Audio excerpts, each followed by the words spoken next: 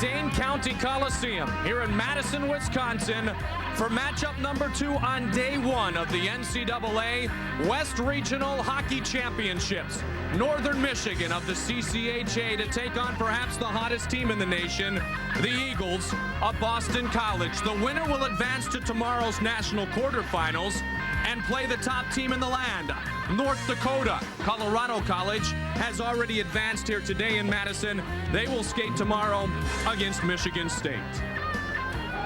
Hi again, everybody. Mike Goldberg alongside Tom Reed, and welcome back to Madison, Wisconsin. Tom, any hockey person will tell you it is not about the physical size of the player. It is about the size of their heart. And you're absolutely right, Mike. You look at how a player plays, regardless of how big or how small he may be. And these two teams together have players that can play with the small players. One of those being Buddy Smith from Northern Michigan. Very solid player. Has led these teams in the assist department for the last 3 years. He can play it all, and he knows full well that his coach has full confidence in him to lead his team. He is 5'6". At 5'7" is Brian Gianta, the only sophomore amongst the Hobie finalists. Well, the bigger of the two. A very tough player to play against. Very gritty. And he's really the heart and soul of this team. And you'll watch him as he knows how to put the puck in the net, and very capable of making a one-man rush all by himself in a game like this. Well, as you would expect, they are both magical skaters, as Boston College, runners-up 1 year ago, wants to get back to the Frozen Four. For the first time in the NCAAs, they will face off this afternoon against Northern Michigan. The NCAA thanks its corporate partners who dedicate financial resources, talent, and expertise to help emphasize the vital role intercollegiate athletics plays in society and in the overall development of student athletes.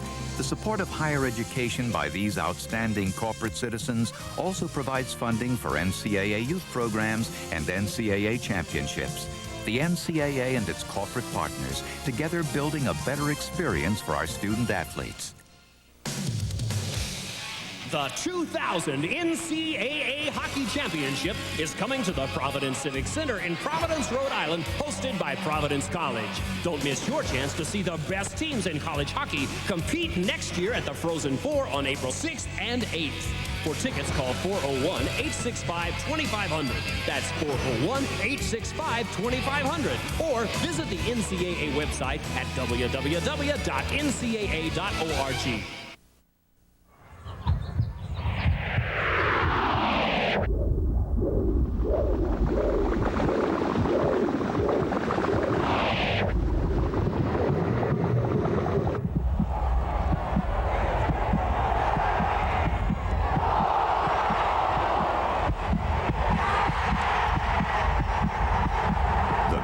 Soccer network on earth. Fox Sports World. Call your local cable or satellite provider. It's time, Celtics fans, to vote for the recipient of the Accountant's 6-Star Award. Choose the Boston Celtic player who you think best represents Celtic pride. Act now and you can win. Each winner will receive a 6-month membership to FitCorp, helping companies through healthy lifestyles. One lucky grand prize winner will receive 2 6-month memberships plus dinner for 2 with Skybox tickets to see a Celtic home game. The 6-Star Award brought to you by Accountants, Fox Sports New England, and the Boston Celtics.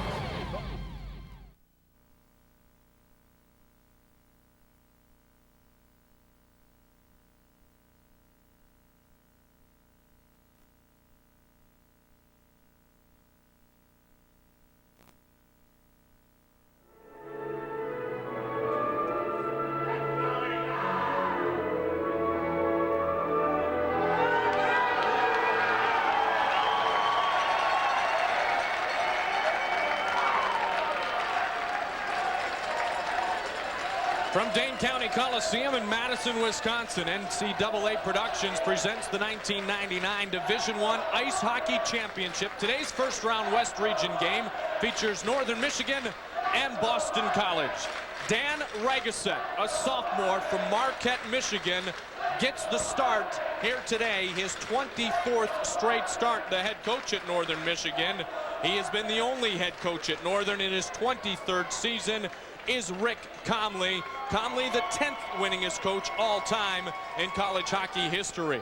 For Boston College, another sophomore between the pipes, Scott Clemenson, an 8th-round pick of the New Jersey Devils in the 1997 draft, draped by his teammates there, and the head coach of Boston College, also amongst the best all-time, 6th all-time, is Jerry York in his 5th season as the leader at his alma mater, Boston College. Well, these two coaches, well over 500 wins apiece, so they have been around a long time. They know what it's like to get to this point right now. A lot of their players may not know, but you can bet that these two teams will be fully ready to play. Boston College, the lower-seeded team in the white jerseys. The Eagles from Hockey East, Northern Michigan, the Wildcats in the road green uniforms from the Central Collegiate Hockey Association, who led this field of 12 teams with 4 representatives. Our referees today, Mike Noweth with Bill Jones and Kim Katira as the assistant referees. All the referees assigned from the ECAC. Once again, that start is critical to both these teams. They want to get that quick jump, gain control, but they also want to get off the ice quickly too. Allow their teammates a chance to get onto this ice surface and get a feel for the game. Second line starts with Chris Masters for Boston College against the top line of Buddy Smith, J.P. Vijay, and Roger Trudeau of Northern Michigan, and they are truly the most dynamic line for the Wildcats attack. A lot of speed possessed by both of these teams, especially the high-flying Eagles of Boston College. 11-3-2 in their last 16 games. Buddy Smith, the small package that we talked about, number 15, 155 pounds, cycled up to his winger Trudeau and into the neutral zone. Buckley's a senior. He's a key component to the Boston College defense, and it's sent in and a quick line change made, and Brian Gianta's top line of BC on the ice now. Gianta, number 12, on the far side, and they cycle the puck towards him. Brian Gianta picks it up. With him is the freshman Blake Belfay, the junior, and he has been very, very good this year. Their top defenseman, Boston College, is Mike Motto, a junior. Behind the net, Northern, able to flip it out and pass and into the neutral zone. Motto's on the ice. Body check applied by the senior Brad Frattaroli. Turned over, picked up by Kevin Schmidt. Schmidt around the outside of Allen, now leaves it for his line mate. In deep into the zone, Northern trying to make something happen early in the contest. Defense could have switched. Shot from the point and pushed aside by Clemenson, another big goaltender at 6'2" and 200 pounds. Mattersdorfer making a nice play back in the offensive zone, getting possession of the puck and just moving in a position where they get the shots to the target. Here comes the speedy Gianta with Powers.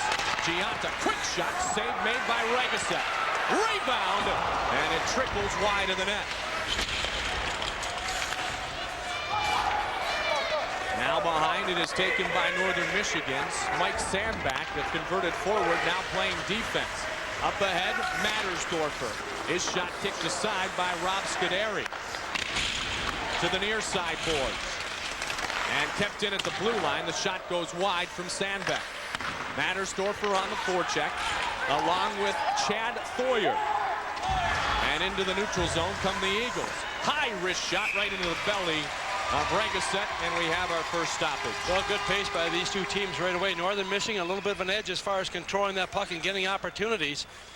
You want your players to step up in big games like this, and that's exactly what Jeff Farkas will be able to do in a game like this. You watch Gianna right now. You talk about speed. This youngster knows how to move the puck and also move his feet.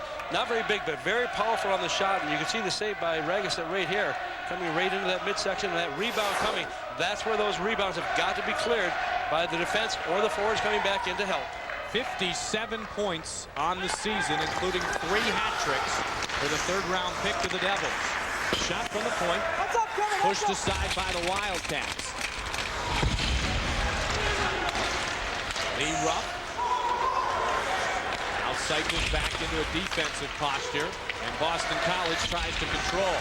Jeff Giuliano, 5'9" freshman, another small player with very good strength. And cleared ahead by the Wildcats. As you said, Tom, good pace to start this contest number 2 here in Madison.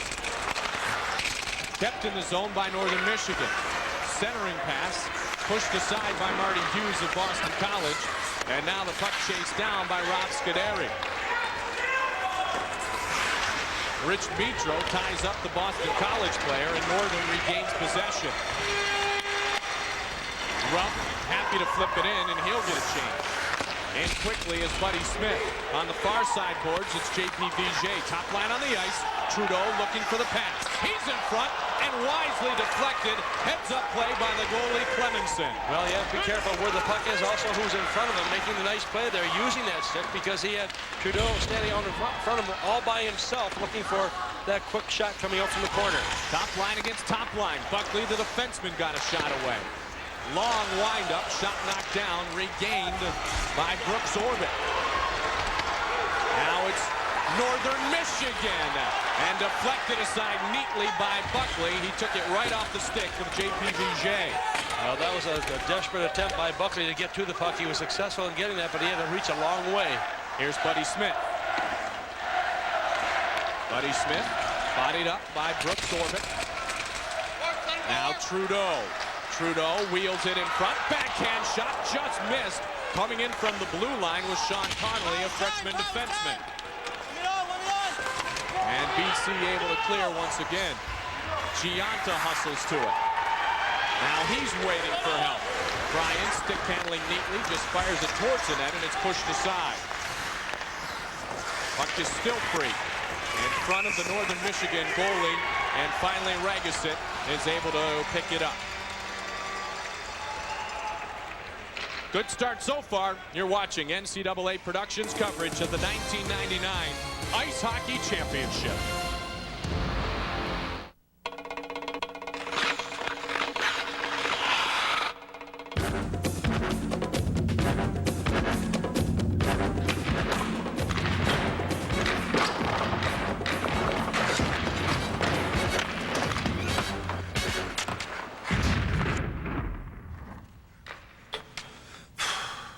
How many sneakers in a Bob store? About 15,000. I'm gonna need some water. Well, when you don't have the puck, you want to get yourself in a position where you can take that puck, and that's exactly what Roger Trudeau does right here. Zawasi positions himself in front of the netminder. Defense gets pulled out there, but also a nice play by the netminder. Clemenson is able to get just a piece of that puck and take it away. A good scoring opportunity. Now that top line is so dangerous for Rick Conley's Northern Michigan Wildcats. A year older, they were the top scoring line last year, and once again, Vigier, Trudeau, and Buddy Smith are very good. Here's the second line. Rupp, shot. He faked the pass across and almost pulled the goalie aside, but Clemenson got an arm on it nonetheless. Mulhern shot fired way wide, and now he picks up his own rebound off the backboard. Two green jerseys converge. That leaves a man open in front, but Dan Ragusit able to sweep the pass attempt aside, and here comes Northern again. Brad Frattaroli wearing number 9 with Ryan Reapy and Tyson Holly, the number 2 line for Northern Michigan. Mike, you watch these two teams right now. Both teams trying to get those shots in the net. They're shooting as much as they can. Remember, there's no such thing as a bad shot when you get to those shots at the target. Two sophomore goaltenders featured here. Around the outside and still holding on to it. Northern with traffic in front. They score! Fred Mattersdorfer, and it's 1-0 Wildcats. And that first goal is so important. I talked to Rick Conley before the game. He says, we are a better team when we score early. Puck control is critical. You don't want to just give it away. The quick shot, once again, I said, get the shots in the net. Look at the rebound coming in here off of the goaltender Clemenson, and who's standing on the doorstep of Mattersdorfer, who takes that rebound and very quickly puts it in. He was a little bit off balance there, but the big thing is he got the stick on the puck into the net, and they've taken a 1-0 lead, coming at 5 minutes and 38 seconds of the first period. Fred Mattersdorfer, his 10th goal of the season, the sophomore from Fernie, British Columbia.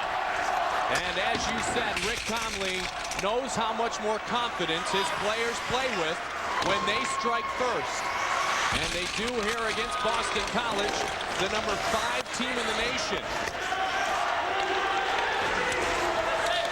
Chad Foyer, the freshman, picks up the assist and back the other way. Ragusit makes a good save. And here comes Mattersdorfer again. drop pass at the blue line, and so the offsides is whistled down. Now, one thing you have to be careful of when you score a goal like that, you have to make certain you're ready, that the other team doesn't come back and respond to that challenge. And that's exactly what BC has to do here right now. They've got to pick up the pace a little bit, trying to get those shots. Rick Conley very confident in his team, but he knows he's playing against a pretty good squad and the likes of the BC Eagles. Northern Michigan finished 5th in the regular season standings in the CCHA, behind the number 4 team, Notre Dame. But by virtue of a great showing on the road to the Joe and the CCHA championships, including an upset win over Michigan State, they are here in the field of 12 for the NCAA tournament. Front of the net, shot safe, rebound, and gathered in by Regasek. Well, we are getting some physical play going on here right now. We are going to have a couple of penalties being taken place already. And you can bet that the key guys are going to be the guys who are going to be nailed the most physically. Watch here as this puck comes right back down again. Here's a quick shot. Watch Julian Allen right here as he takes the first shot, comes in here, tries to get the second one, just gets a piece of it. At the same time, everyone, look at the green jerseys around there, and that's what you want. You want that help. But a play coming to the Wildcats, back in their own deep zone, and that will go against Rich Mitro. Roughing the call against Mitro. It comes at 6:31 of the first period of play, so Boston College will have the first power play of our contest. Boston College's power play pretty good at almost 22% in the regular season, 3rd ranked in Hockey East. And the penalty kill for Northern Michigan, 6th in the nation, 3rd in the CCHA at nearly 88%. And one of the things that they have been very good at, Northern Michigan, is killing off opponents' power plays in the postseason. They've only allowed 3 power play goals, and their opponents had 23 attempts.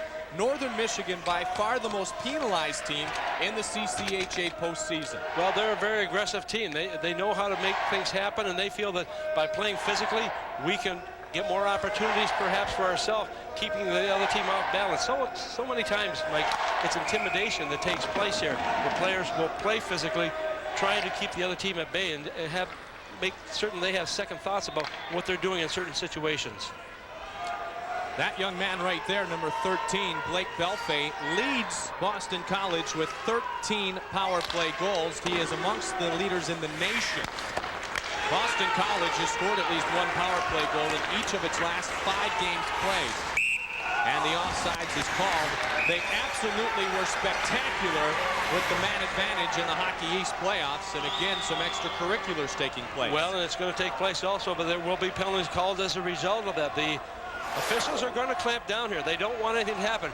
Watch right in the middle there. See how they're using the sticks back and forth, a little dig here, the little dig there. That's all it takes, and now we got an additional penalty that will take place here. And that will nullify, if it is just Farkas who goes in, the first power play of the day for Boston College. So Jeff Farkas takes an ill-advised penalty, the junior from Williamsville, New York. And so it is a situation now where 21 seconds are the difference between the Wildcats minor and the Eagles. So we'll go 4-on-4 for the next 135. And then a very short-lived power play for Northern Michigan. Up ahead to Gianta. Gianta and Belfay. Gianta, quick shot, gloved by Regasek. Now, it should be noted here, the Olympic-sized rink again, a WCHA team in Boston College, and one of the fastest guys in the nation in a 4-on-4 situation. Well, the fast guys like the bigger rink because it gives them more freedom to move out here. You know, watch right here. Once again, trying to get control, and you see the little move going to the back of the net. You know there's not a place there to shoot the puck. Come back in the front. We have a better shooting angle. But Northern Michigan is no stranger to this rink. They've played in this building 19 times when they're in the WCHA. They have now switched to the CCHA. But they are familiar with the size of this ice. But also, these two teams are very capable of skating with each other. The smaller players here, they just seem to have that get up and go. And these players also know that the speed of a game will dictate how well they are going to do. If they just sit back, they're going to have trouble competing and making some things happen offensively. I asked Jerry York yesterday about the big ice surface, and he said, Mike, we're kind of built for both. We're built to be tough in Hockey East, but we also have the ability to be dynamic offensively, and now they're in the bigger building. The WCHA home to to the Wisconsin Badgers for many, many years. And as you mentioned, Northern Michigan just back in the CCHA for their second year. So every junior and senior on the Wildcats team has frequently played in this barn. Right, and their new building also at Marquette is going to be a large building. It's going to be Olympic size. And Rick Comley's not real happy with that, but he had to take the best of both worlds here because they also have the Olympic team there for short track speed skating. And he said, in order to keep that team there, we had to go to Olympic size. I don't like it, but we get a brand new arena, and we'll just have to contend with that. They have played so long out of the largest wooden dome in the world, Lakeview Arena, on the south shore of Lake Superior in the Upper Peninsula in Marquette, Michigan. Still a 4-on-4 situation. And when that wind is howling, a lot of that water, I think, comes right inside that building. I know the breeze off of it does. A big shot off the draw by Trudeau, and a good pass save by Scott Clemenson. 12 minutes, 26 seconds remaining in the first period. Wildcats lead on the goal by Fred Mattersdorfer with the assist to Chad Foyer at 5:38. Scuderi was retreating. Northern keeps it momentarily, and now it is played by Giuliano. Jeff Giuliano, a freshman. 6 shots for Boston College, 5 for Northern Michigan. So a very evenly contested game through the first 8 minutes. Even also in the hits department, both these teams doing a very good job of playing physical. Good level of physical play is demonstrated by both of these well-schooled teams. The more experienced team is certainly Boston College, runners-up in the nation 1 year ago. They have 7 seniors and 6 juniors on the roster. Just 3 seniors on Northern Michigan. Their strength of class is with the juniors. There are 8 of those. Tied up. Allen able to do it to J.P. Vigier. Power play now for just under 20 seconds. Northern gains control. They'll now have about 13 to work, and the whistle sounds. May have too many men on the ice as the line change was being made on the far side of the surface. Yeah, that's what I'm wondering about right now. The official very quick to skate over the penalty box. Teams are standing up right now as they're waiting for the call, and it will be too many men on the ice going against the Wildcats. That's a bench penalty you certainly don't want to take. Somebody's not ready, whether it be the coaching side or the player side. You've got to know who's ready to go on the ice and who is not. I think Northern was excited about getting that at least 20 seconds of the man advantage time and just jumped the boards too quickly, and the referee Mike Noeth was standing right in front of Northern's bench at the time. Penalty, too many men on the ice. So it is a bench minor for too many men on the ice. Called here at 8:41 of the first period, and basically what it's going to do is give Boston College a full 2 minutes of power play time back in a moment. Right, pretty close to that, and that's exactly what Jerry York wants to have right now. His team needs to get on track here. They trail in this game by 1-0, and they want to get some of those big guns in a position where they can put the puck into the net.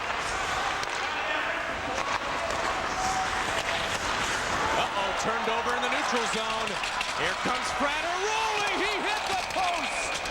Oh my goodness. Brad Frateroli planks it off the iron, and the puck sails out of play. Well, Mike Motto had the puck initially coming over that red line, but you'll watch as he just has a little bit of a errant pass here, tries to make it across, and Frateroli reads the play exceptionally well, comes in here. He tries to take that high shot. Watch how he's going for the top corner, and as you mentioned, right off the crossbar, up and over top of that tall glass, and Frateroli coming very close here to making it a 2-0 game and a shorthanded goal. 1:27 now remaining on the power play time here for Boston College. Officially their second power play, but their first one only lasted 21 seconds. So Allen picks it up. Bobby Allen's a sophomore from Hull, Massachusetts, second-round pick of the Bruins. He gives it to the defensive leader, the top scoring defenseman, the junior Mike Motto, who you mentioned a moment ago. Giantas burying himself deep in the zone. Left for Motto, big windup. The puck was on its side, and the shot sailed well wide. Now behind the net, Belfay. Blake Belfay. He made backhanded on the boards right to Gianta. Instead, he keeps it, gets it to the point. Motto to the near side, Allen. One-time blast, and thrown down deep. Shot, and the puck deflecting inside. We welcome those of you who have been watching Maine and Clarkson, and after one period, Maine leads 3-1 in the East Regional. Sean, we are here at Dane County Coliseum in Madison. Mike Goldberg alongside Tom Reed. Northern Michigan in the green jerseys. Boston College in the white uniforms. Fred Mattersdorfer, the goal scorer so far. The goal coming at 5:38. And it is 1-0 Wildcats. Now here is how that goal was scored. Well, you're going to see Thoyer take the puck right back here. It goes back to the blue line, just a shot on the target. Get it there, and all of a sudden the rebound comes right back to Mattersdorfer, who puts it away. A big goal. And right now another penalty being called against the Wildcats. It's going to be a high sticking call that is going to go against Reapy. This is not what you want to do. You don't want to get a lot of penalties. And right now, watch here, just coming into the man's. You see it right in front of the net there. The high stick come up, and the referee very quick to make that call. Specialty teams critical when you get to playoff hockey. 25 seconds of a 5-on-3. Boston College, 35% with the power play here in the postseason. 5-on-3 for another 18 seconds as the Eagles keep it in the zone, but Northern controls it, and Buddy Smith is able to clear. So that will kill the 5-on-3, and it will be another 5-on-4, the third power play of the game for Boston College for the next 1.5 minutes. Thrown in and around, Gianta will give chase on Ruff. Now on the near side, Northern trying to clear it out. Coming in from the point was Motto. Gianta can't get a hold of it, and now the Wildcats will be able to clear once again. Remember, they have the 6th-ranked penalty-killing unit in the nation. Brian Gianta, sophomore Hobie finalist from Boston College. Drop pass to Belfay right at the blue line, maybe an ill-advised pass, and it's cleared back into the neutral zone. Sent back in and around, and Regaset not even thinking about playing those pucks on this deep ice surface. Well, he's not taking the chance. I mean, we've seen in the previous game the puck coming around those boards and just all of a sudden hitting a little bit of a blemish in the boards, and the puck will come right back on in front. So if you're not comfortable going behind there, you want to stay in your net and see where the puck goes to. Boston College not generating any opportunities yet here with the man advantage, and they'll have to face it off again in the neutral zone after Masters fires it over the glass. Well, one of the reasons they haven't is because of the speed, I think, of Northern Michigan right now. They are not allowing Boston College to really get control of that puck, especially in the offensive zone. Jerry York knows full well that they've got to get over the blue line, take control, then move the puck around until they get in a good shooting position. But although they've had the advantage with the man in this period, they have not been able to do anything with it. Brian Gianta has 10 power play goals on the season. Jeff Farkas has 9. Neither of those players is on the ice right now for Boston College. Leppard brings it across the line. 28 seconds left in the power play. Fired towards that high and over Regaset. Deflected off a high stick by Boston College, and the faceoff will once again come out of the zone. Well, that's frustrating too. When you've got control in there, you take those shots, and all of a sudden something happens that brings the faceoff out of that zone, takes away the pressure, and with that high stick on the man advantage, brings the faceoff back deep into the Boston College end.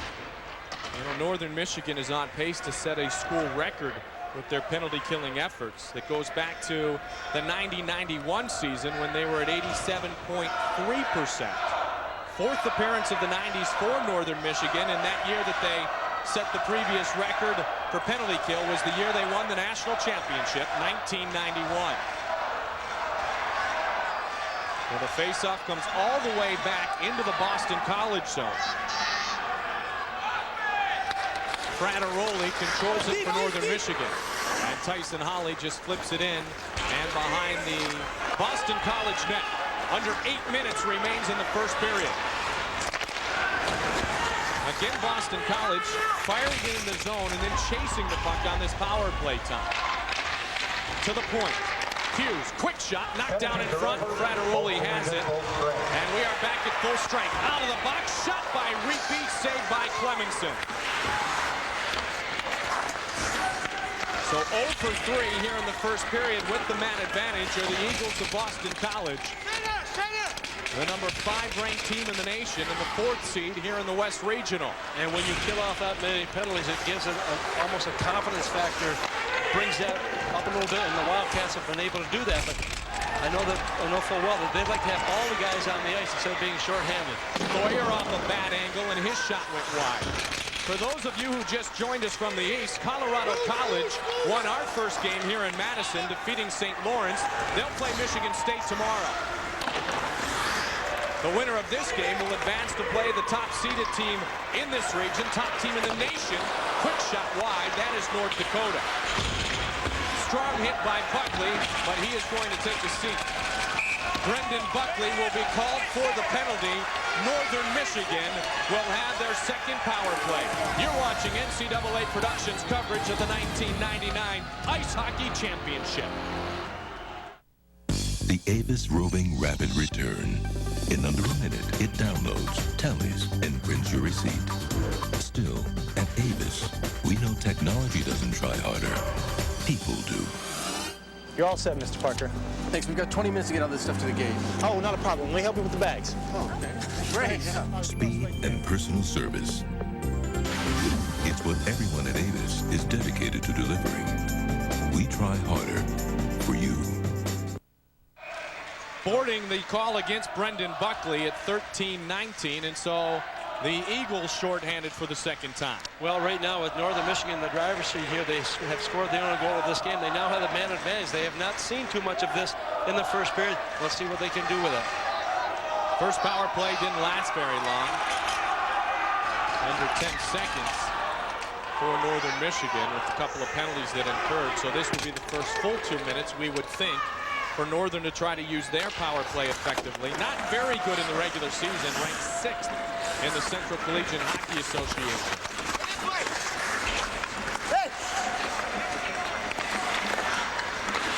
To the point, Buddy Smith. Near side, Vigier, puck in the neutral zone.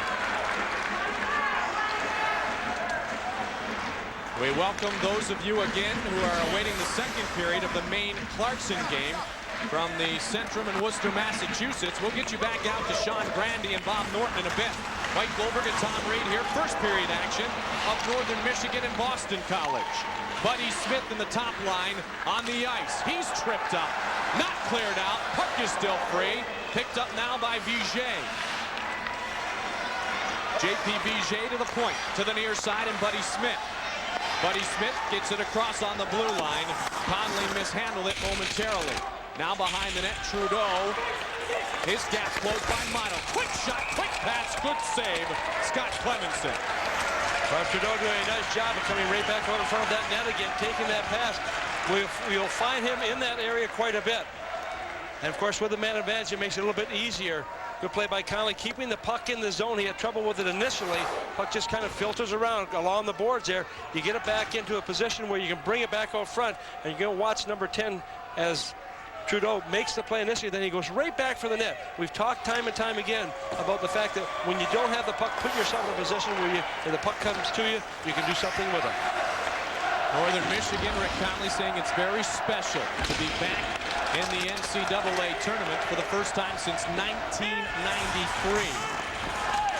As I mentioned, their 4th appearance of the 90s, delayed whistle and a stoppage. And he also said to both you and I, Tom, that he felt his Wildcats had to control the first 8 or 10 minutes of the game.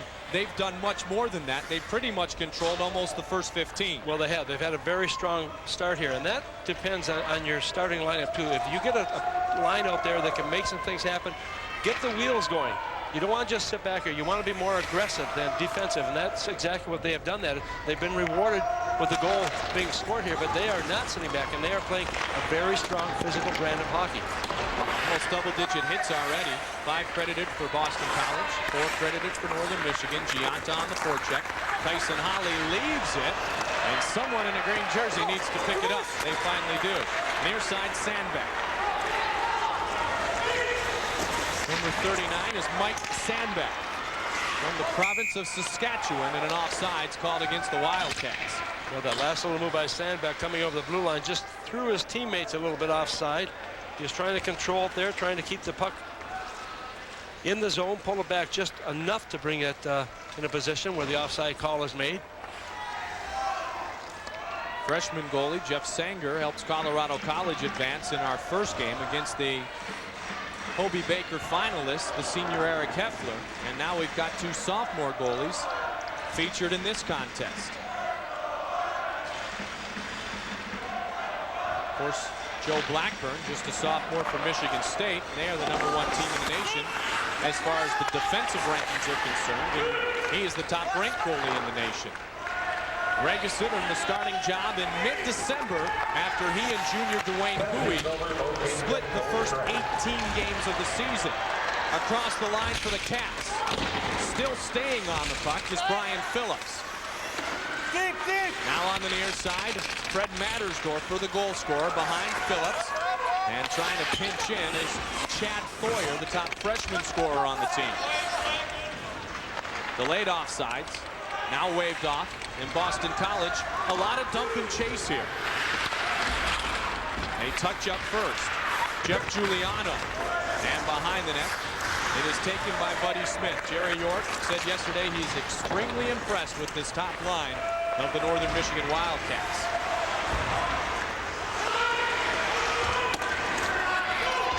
Farkas.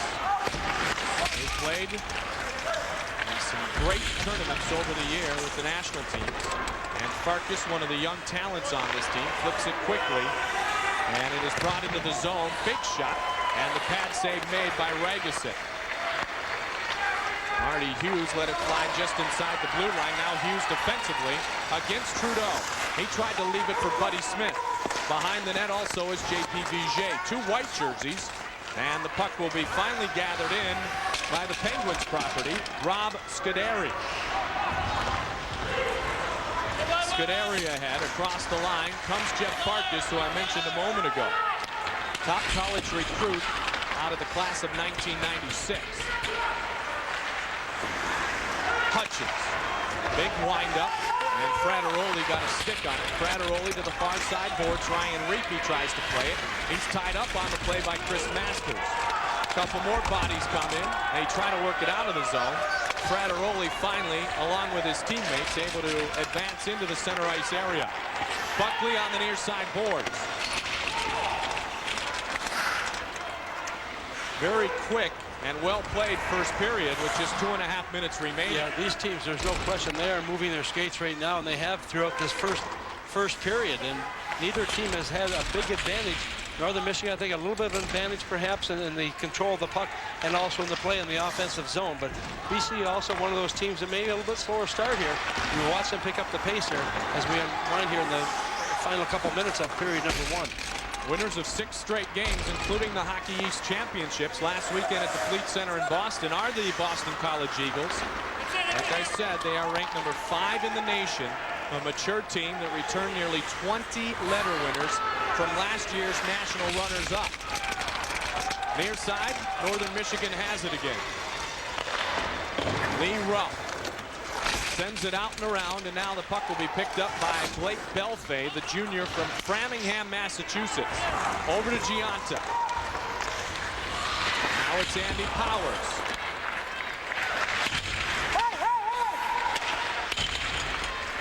One and a half minutes remains in the first. Kept in at the blue line. Walked up side of the net. Regason able to slip it back. And Northern has it again. They will try to clear one more time. Kept in at the right side point. Good job being done on the right side point by Bobby Allen. Now stepping in. Motto kept it. And the shot was deflected aside by Lee Rupp. Allen did a great job on that shift, keeping the puck in the zone. And that's what you want to do. Right now, Northern Michigan having some problems getting the puck out of the zone. Their first 15 minutes, they seem to have no problem. Now they are. Gianta tried to get a shot away. Giuliano was looking to feed the Hobie finalist. Now Buddy Smith will bring it out of the zone. We talked about the little guy of 155 pounds at the top of the show. Buddy Smith leaves it for Vigier. Shot, rebound, attempt, backhand. And Clemenson there again. Buddy Smith can absolutely make things happen. Giuliano back the other way, and a good back check by Brian Phillips of Northern Michigan. Picked up by Sandbeck. And Sandbeck advances. Watch out, Frateroli cutting across. Instead, the big windup and a high shot into Clemenson from J.P. Vigier. He gets off the ice. He's replaced. And now in the neutral zone, it's taken by Farkas. Here's Jeff Farkas, steps around his man, tripped up, gloved by Ragusit. And with 1 second remaining in the period, we will step aside for a word from the NCAA. The 1999 NCAA Hockey Championship is coming to the Arrowhead Pond of Anaheim, hosted by the University of Alaska Anchorage. Don't miss your chance to see the best teams in college hockey compete at the Frozen Four on April 1st and 3rd. For tickets, call 714-550-4636. That's 714-550-4636. Or visit the NCAA website at www.ncaa.org.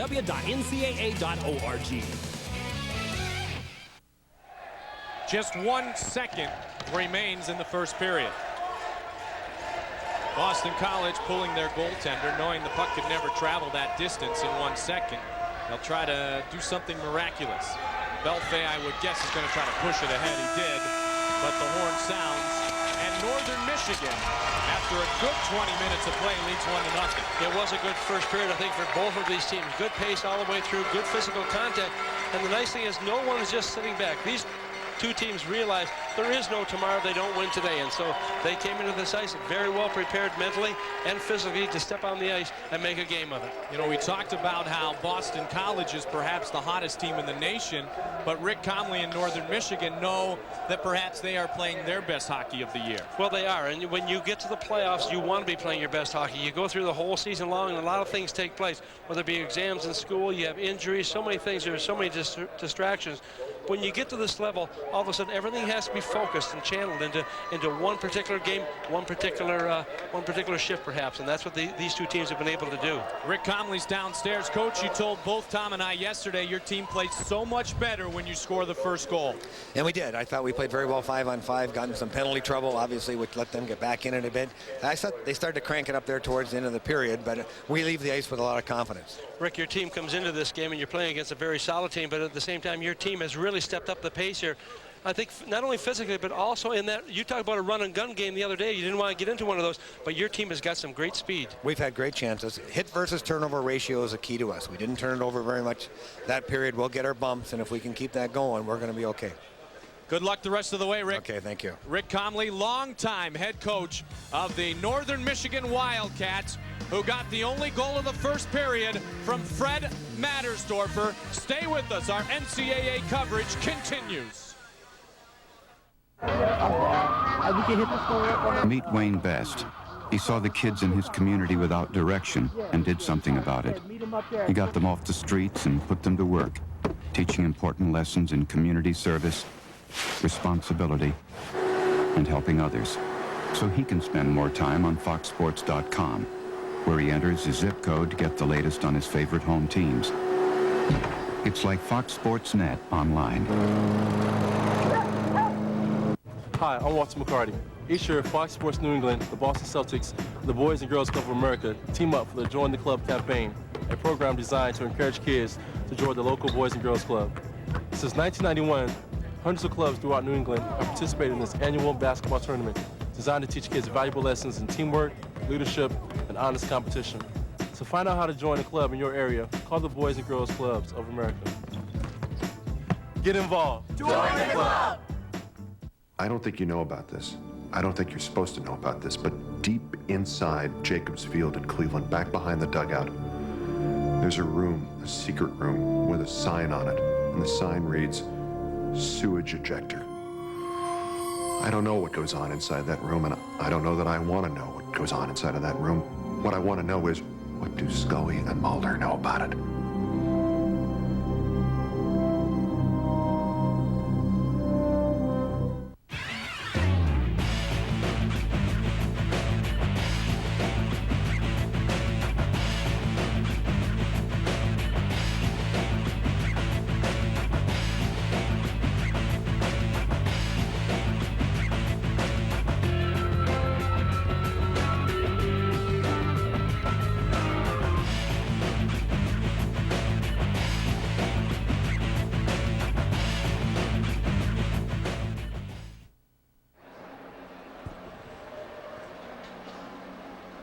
First day of competition here in Madison, Wisconsin, West Regional. After a period of play, Northern Michigan leads Boston College 1-0. They're in day 2 out east at the Centrum in Worcester. Let's check in on Maine and Clarkson. Here's Sean Grandy and Bob Norton.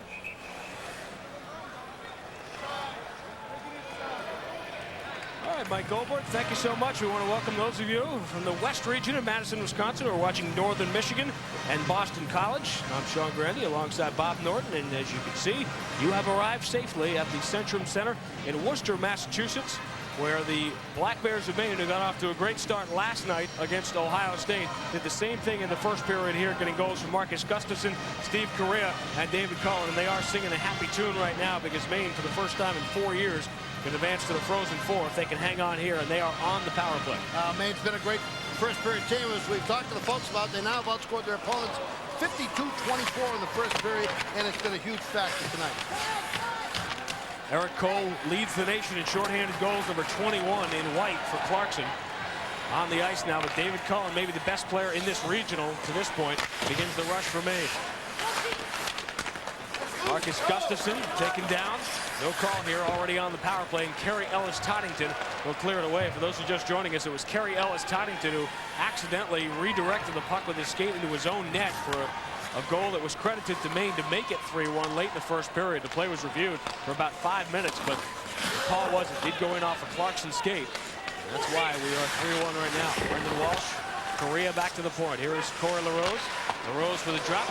Save made. Rebound score! Steve Correa, his second power play goal of the night, and the Black Bears take another step towards Anaheim. It's 4-1 Maine.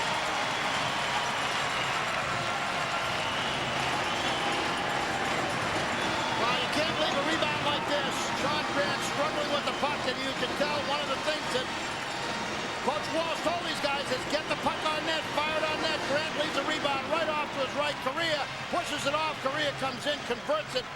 Unattended Correa. Corey LaRose from the point. Open net side. And for Steve Correa, that's goal number 26, his 9th on the power play. And he's had 2 pretty easy ones tonight.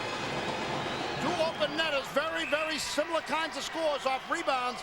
Coming off to the right of the goaltender, the right shot Correa coming off the left wing side. 2 goals tonight in that same kind of situation.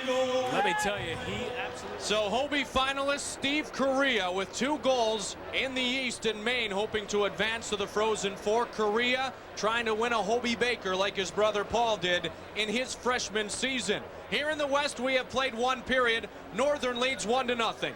You're watching NCAA Productions coverage of the 1999 Ice Hockey Championship. Are you interested in a shot at fame and fortune? Then enter the Foxwoods Take a Shot promotion from Foxwoods, Fox Sports New England, and the Boston Celtics for a chance to win $77,777. If you're picked to play, just hit a 3-pointer on the parquet and you could win $7,777. Hit another from half court and you could win it all. Enter by sending a postcard to the Foxwoods Take a Shot promotion. Box 4501, Woburn, Massachusetts, 01888. The Foxwoods Take a Shot promotion. See you on the floor. The Celtics are on Fox Sports New England. Rick Pitino is ready to go. Led by Antoine Walker. Ron Mercer. Count the basket by Mercer, and a foul. Mercer, oh! And the rest of the men in green. Walter McCarty, the finish. Watch the Celtics all season long on Fox Sports New England.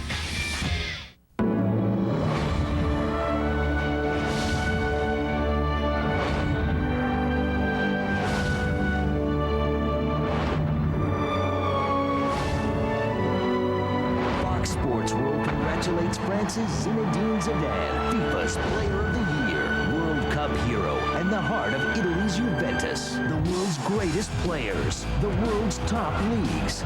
Fox Sports World. Call your cable or satellite provider.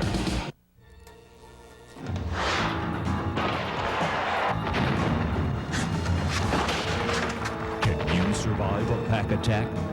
The Hertford Wolfpack, all season long on Fox Sports New England. Last year, Michigan walked away with the title. Who's next in line? The NCAA hockey tournament is here with teams battling for a ride to Anaheim. Watch first-round games coming up next on Fox Sports New England. We are in our first intermission here from the Dane County Coliseum in Madison. Northern Michigan leading 1-0. Again, let's go back for more bonus coverage to Worcester, Massachusetts, as Maine is just approaching an opportunity to head to Anaheim. Sean Grandy. Welcome back, those of you from the West region where Boston College trails Northern Michigan earlier today, and Madison, Wisconsin. Colorado College, a team that we were just talking about here for the success they have had in past years in the East region. They advanced to the quarterfinals with a victory over St. Lawrence.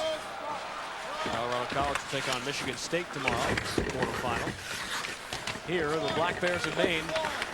If you were just with us, you saw them score their second power play goal of the game, and you're thinking, wow, their power play must really be clicking. Well, Maine had been 2 for 39 coming in on the power play, and tonight they are 2 for 3. I tell you, that whole series along the sideboards, it's amazing to me. One of the great things about Sean Walsh as a coach is what he learns from other coaches. And that looked like Lake Superior under Jeff Jackson about 5 years ago. These kids have gotten stronger. They play exceptionally well against the wall. And they just kept that puck up for an extended period of time on forecheck, and Clarkson couldn't move them off the boards. With 13:01 remaining, 4-1 the score. Maine leads. Scores for Maine: Marcus Gustafson, Steve Correa with 2, and David Cullen, an unassisted goal that went off Kerry Ellis-Toddington. The only goal for Clarkson at 11:03 of the first period. David Evans from Eric Cole and Mikko Olola. See what Steve Correa has done this weekend. Yeah, Lake Superior, they were just impossible to beat, and it took one of the greatest teams in college hockey history to beat them in the national championship game in 1993. That very nearly didn't happen as Lake Superior State led the Paul Correa Maine team in 93 4-2 at the end of 2 periods. And the rest part of college hockey history is John Walsh made the goaltender change, put Garth Snow in there, got the hat trick from Jim Montgomery, all set up by Paul Correa. And Maine won the national title 5-4. Snow had the ability to come out of the net, handle a puck, and they never could put the pressure on, keep him up against the wall. David Cullen, one of the Black Bears, rolls it in deep. What a tournament he is at. Aaron Gates for Clarkson, gonna have to play it away from Gustafson, who has the first goal in this game for Maine. Gustafson battling, takes Gates down, it keeps it alive for Walsh. And you can see the body language right now. Maine is looking to put this thing away right now if they can. Correa going to come behind the net. Look at him work. Correa stops on a dime, forgot the puck, gets it back. Walsh being tackled in front. Correa puts it to Cullen, side of the net. He was not in shooting position. And now the Golden Knights will have a chance the other way. Evans with Mitchell. Evans holding. Evans shooting, and he hit the outside of the net. Here come the Black Bears the other way. Bang has a man behind the defense. LaRose with a drive. Save made by Grant, and he hangs on. For those of you in the West who are joining us, here's what you missed so far. A couple of goals by this guy, Steve Correa.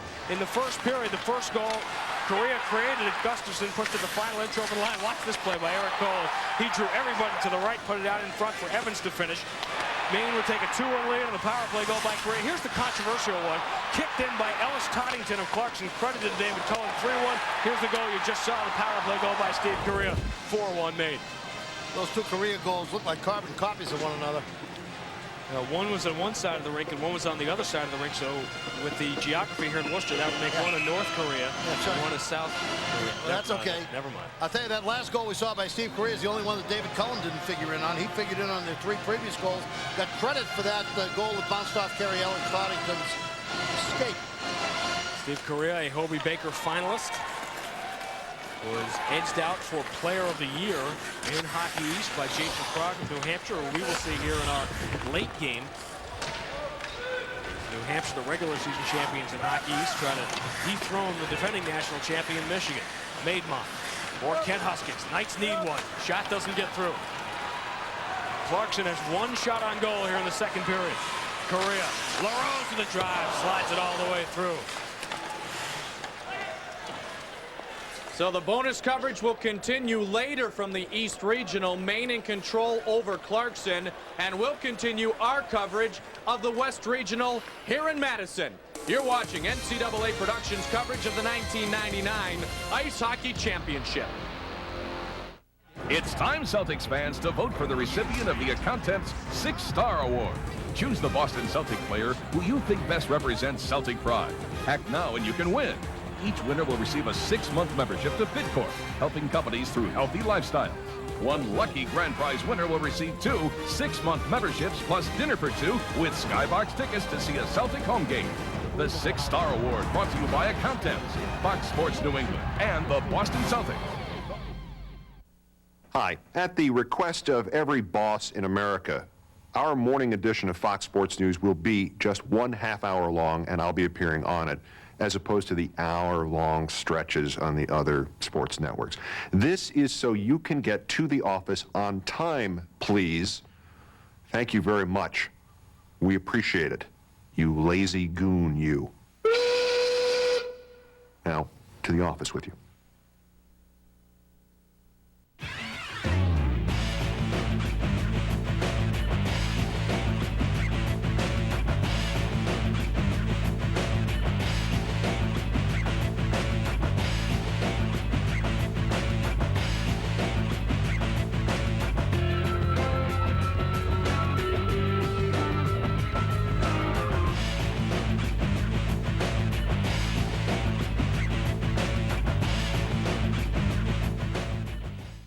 Hi, I'm Walter McCarty.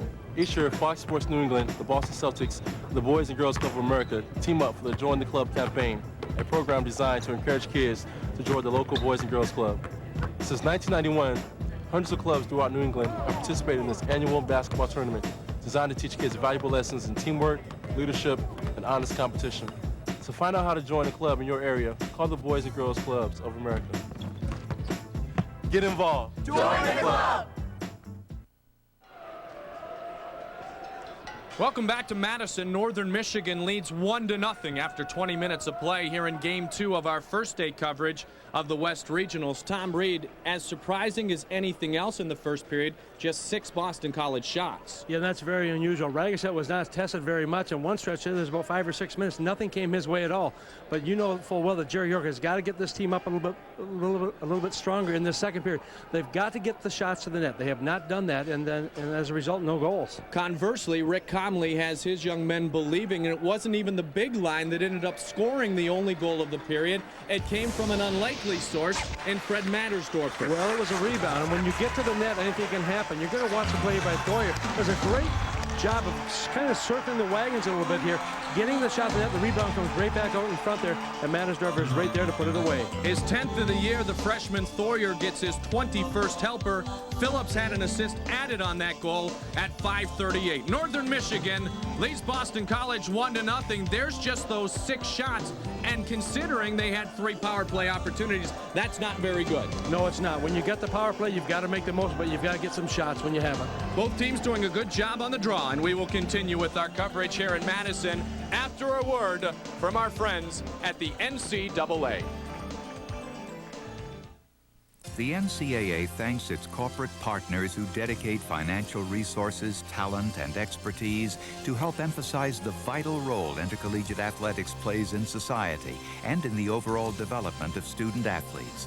The support of higher education by these outstanding corporate citizens also provides funding for NCAA youth programs and NCAA championships. The NCAA and its corporate partners, together building a better experience for our student athletes. The 2000 NCAA Hockey Championship West Regional is coming to Mariucci Arena in Minneapolis, Minnesota, hosted by the University of Minnesota. See the best teams in college hockey compete for a trip to the Frozen Four. Mariucci Arena will host the NCAA Hockey West Regionals next year, March 24th and 25th. For tickets, call 612-624-8080. That's 612-624-8080. Call now. Now, Northern Michigan has only lost 2 times all season when they have led after the first period of play. They are the highest scoring team in the CCHA, but you have to consider the defensive brand of hockey that is played in the CCHA, and Rick Comley was even kind of laughing about it. He said we'd be about 15th in the nation, but we led our lead. Well, you talk about them playing defensive, but in that first period, they played very well offensively, too. They forced a lot of turnovers. Now we've got some problems with the ice in behind the Northern Michigan end. Players are going back there, and the referee, a little bit of water in there. Might know if the referee looking, trying to just get it cleaned up a little bit, and there's nothing worse than having ice that's wet, because when you, especially when you round that net and you've got the puck, all of a sudden that puck hits a wet spot and it sticks. And your head is usually in the up position. You lose control of that puck, and that could be critical. And they will have to be guarding against that happening here tonight. Top line of Buddy Smith, Roger Trudeau, and J.P. Vigier start the second period. And again, the same situation is prevalent when Boston College starts the second, and very, very good Northern Michigan this year when, as talked about by Rick Conley, they get that first one. Brought out of his zone quickly. Boston College, fleet of foot, Brooks Orpik across the line. The freshman, good size of 6'3". Now it's played by the Wildcats. Flip towards the net. Regasit flipped the pad out, but never had to touch the puck. In front, knocked down again, that time by Conley. Up ahead and onto the stick of Roger Trudeau. Neutral zone, there's Blake Belfay. So once again, the lines start out the same way here in the second, as the first line for BC takes the second shift of the period. Well, you're going to see matchups here as much as they possibly can. And of course, these two coaches have so much respect for each other and for these teams. And we're seeing a very solid game here by both. Neither team is allowing the other team to really get an unfair advantage here. Loose puck in front, still loose, and finally Regasit able to bring it in. Well, Belfay camped right on the doorstep, and he was trying to put that puck home, but he was just a little bit off balance there, so he was battling to get to that puck. The Eagles coming in close here. Good start in period number 2 here as they take that puck and try to just move it in front of the netminder, Dan Regasit. Regasit had to kind of stretch out here a little bit to hold on to that puck. Belfay doing a terrific job here of holding his position also in front of the net.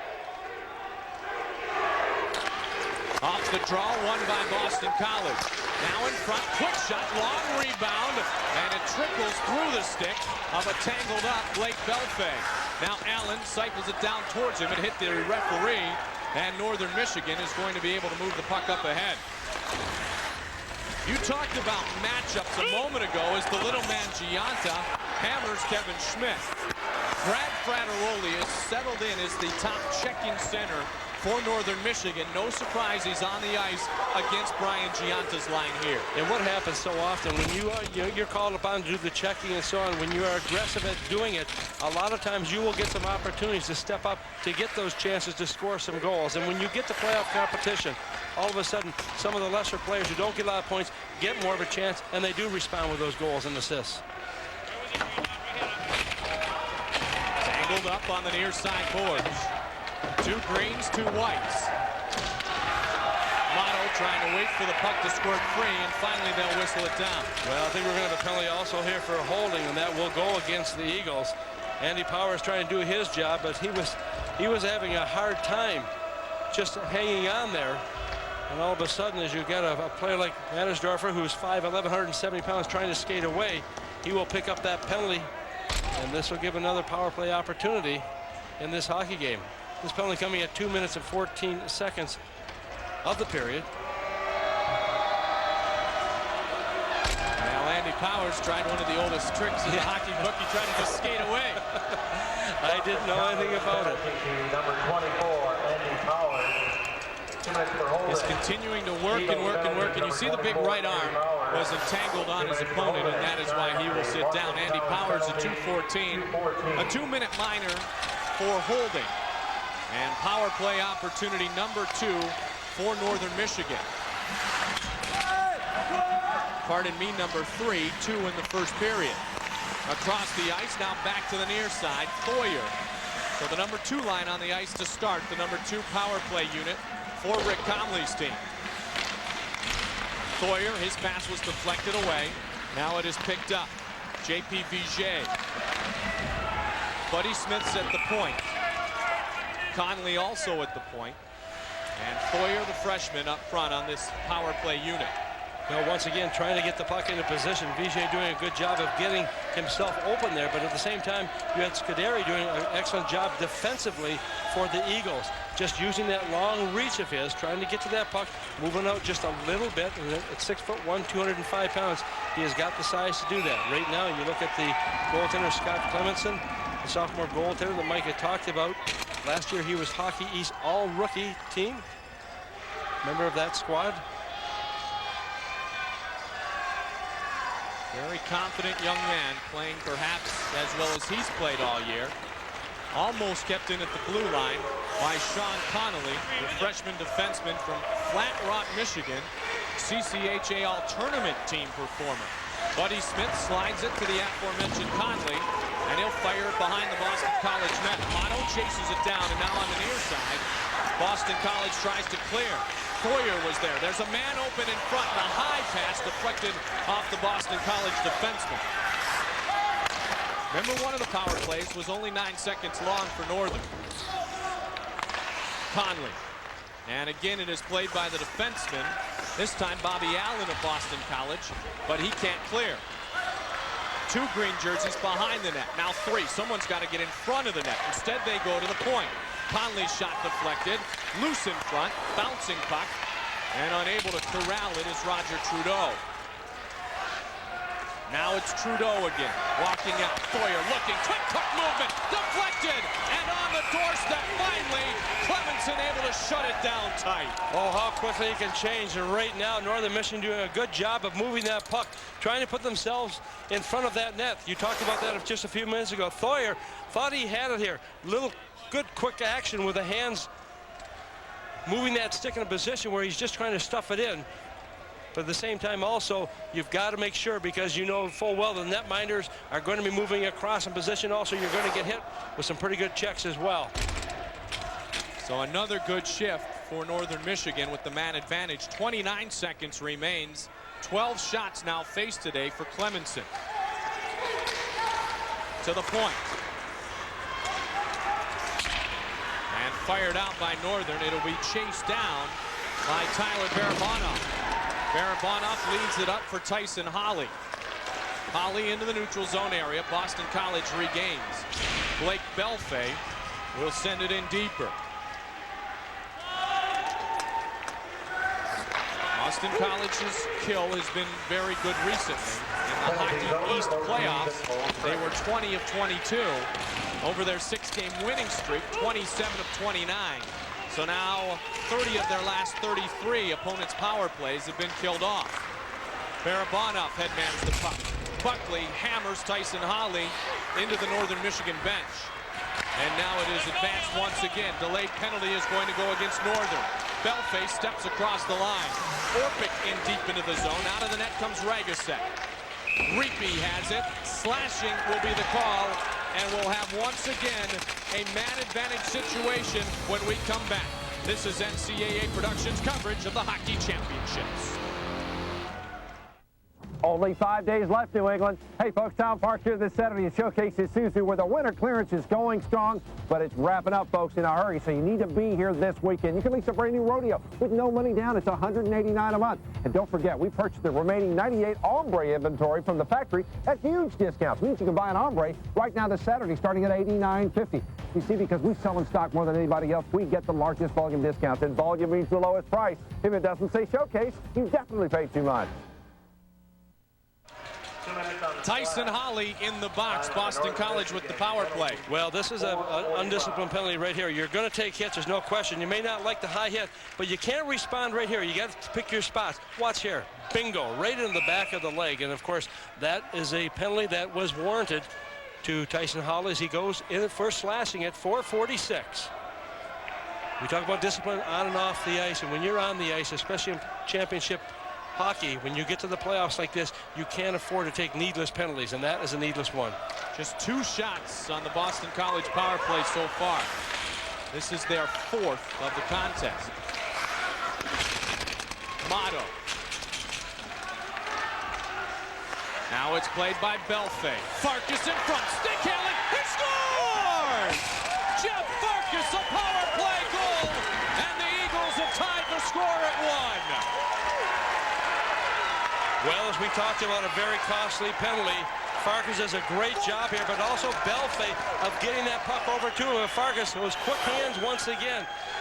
31 goals coming into this contest now with number 32. You watch here, control the puck. All of a sudden, here's a little pass here. Pull it to the backhand. No one comes out back in front. Farkas has a free rein there to move. All you need is a split second. He makes the most of it. His team has tied up this game at 1 apiece. Now, we talked about the talents of Jeff Farkas earlier in the show, the top recruit in college hockey in 1996. And Jeff Farkas was a member of the World Junior team in '98 and led Team USA with 10 points. So his talent's well documented, and he gets the power play goal at 5:01.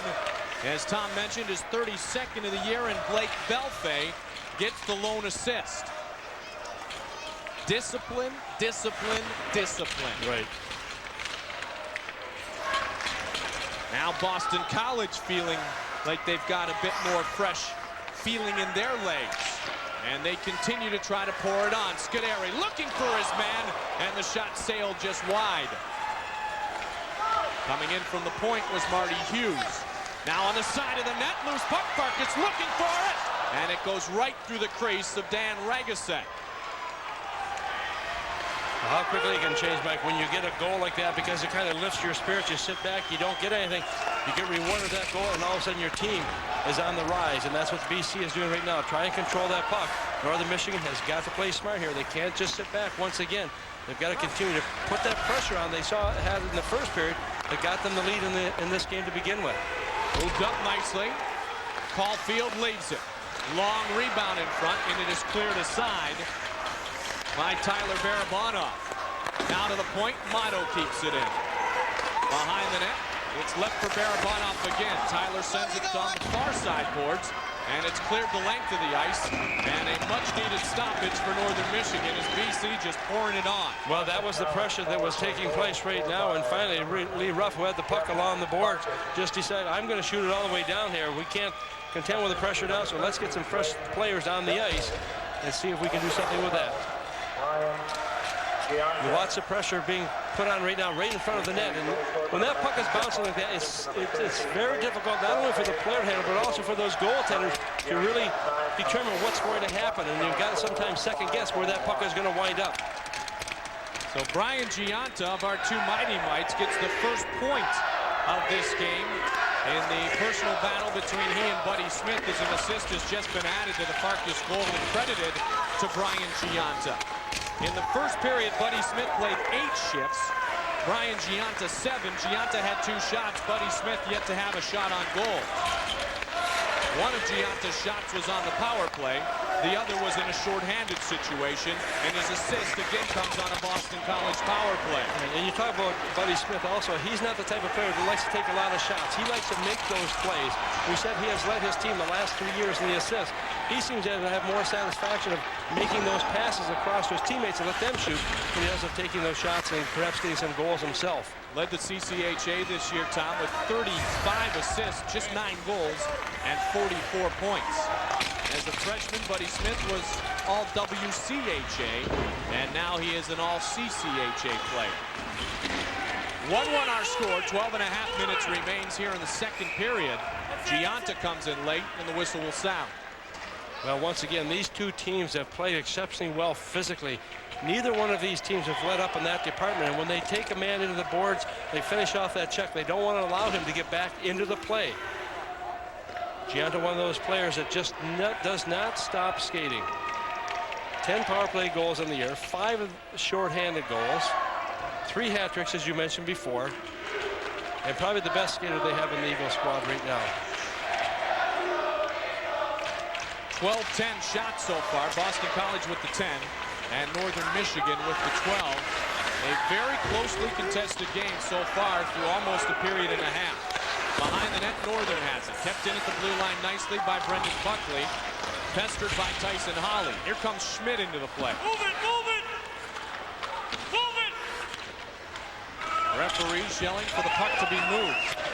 Good job done by the officials so far. We have seen a lot of man advantage situations for both teams. 7 total power plays so far in their game. Well, the thing is, they're not afraid to make a call. They want to keep the game under control, and they want to allow the players to play. At the same time, the control has to be there so it doesn't get out of hand where they but they have problems down the road. These young men have worked very hard to get to where they are, one of just 12 remaining teams in the nation as they entered the road to the Frozen Four. Up ahead now, neutralized play, no whistle, no stoppage, and play goes right on. The puck will be chased down by Sean Conley. 3 points for the defenseman, 3 goals even, of his 4 goals this season coming in the postseason. Conley, though, still a defensive-minded player. And once again, a whistle and a stop. Well, Scuderi had no place to go with that puck right now, just taking it off the glass and all the way down the ice. Well, Tom, as we continue to track the East in the second period, 2:20 remaining in the second. Maine still leads Clarkson by a score of 4-2. Steve Correa has scored 2 goals. He is a Hobie finalist, and we are blessed to see 5 Hobie finalists here in our West Regional. We will continue to give you bonus coverage of the East Regional action in Worcester, Massachusetts during our second intermission. Scuderi. And Gianta, the lone Hobie finalist to be playing in this game. Already, we saw Brian Swanson of Colorado College and Eric Heffler of St. Lawrence. And then tomorrow, Tom, Mike York and Jason Blake will come into the fold. Yeah, I'll tell you, we have seen some pretty good talent. We've been very fortunate with the teams that have come to Madison here because we are seeing a lot of players of the future that will go to the NHL. No question, there are some tremendous college hockey players competing for college hockey's ultimate prize, which will be the road to the Frozen Four in Anaheim, California next weekend. Entanglement taking place behind the net. Farkas in a defensive role behind his goaltender Scott Clemenson. And now Boston College advances to Giuliano. Jeff Giuliano, one of the many freshmen who played for Boston College. And the loose puck picked up by Rich Mitro. Just whipped towards the near side. And Mattersdorfer could not pick it up. Nifty pass off the backboards to Rob Scuderi. Looked like a billiards play off the bank shot. Gloved down by Barabano. And moved ahead again. No icing. Chased down by Caulfield. He takes the brunt of some physicality and now to the near side. Played by Allen. Bobby Allen. Caulfield tries to avoid and chase. And he is hit again. 2-2 again. The guy's battling for every puck on the boards. Brought out by Schmidt. Doug Schmidt, number 4. He's got some fine offensive skills as one of the defensemen on this Northern team. Sandbeck lost his edge for a moment. His goalie comes and helps him out. Rangason plays it to the near side. We have reached the midway point of our contest, regulation time, and we're tied at 1. Bounces over Sandbeck. Now Masters plays it for BC. Quick shot by Allen. Pad saved by Rangason. Again, they look to center, and it's flipped aside by the Northern goalie and into the neutral zone, played by Northern Michigan. Segrist goes down, tied up by Allen, and now Gianta in to work the loose puck. Goes off the referee, and Northern gets possession. Barabano. He's got to be careful with the speedster, Brian Gianta there. And Blake Belfay, as both of those guys can strike in a split second. Now gets it up ahead to Powers. Tyler Barabano able to send it right back in, and once again a long couple of minutes without a whistle. I think for every one pass they make, there's about 2 hits going on the ice right now. In front, Northern Michigan shot, and a good save made by Clemenson. We'll be back to Madison after a word from the NCAA.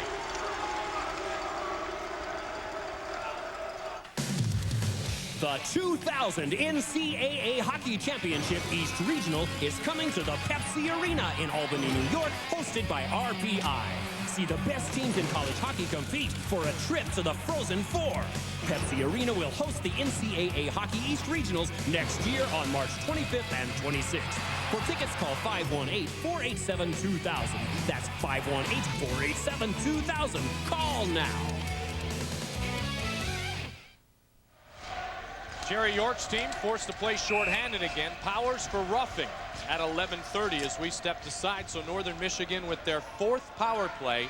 0 for 3 so far, and they haven't generated a lot of chances. And once again, Mike, that power play comes as a result of an infraction after the whistle had gone. Vijay was in front of the net, and Powers came back in and gave him a little shot from behind.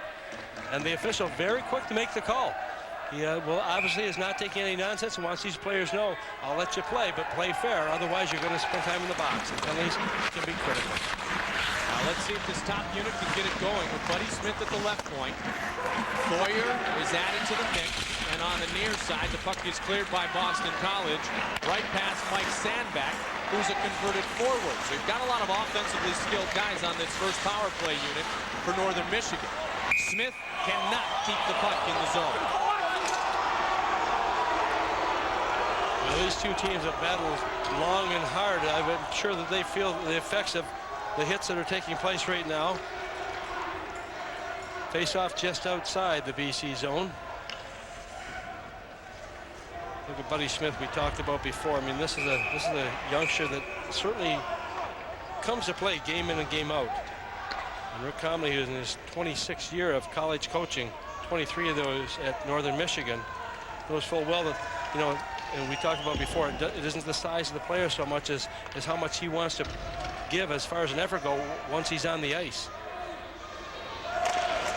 Rick Comley, one of the many Ron Mason disciples to be in this field.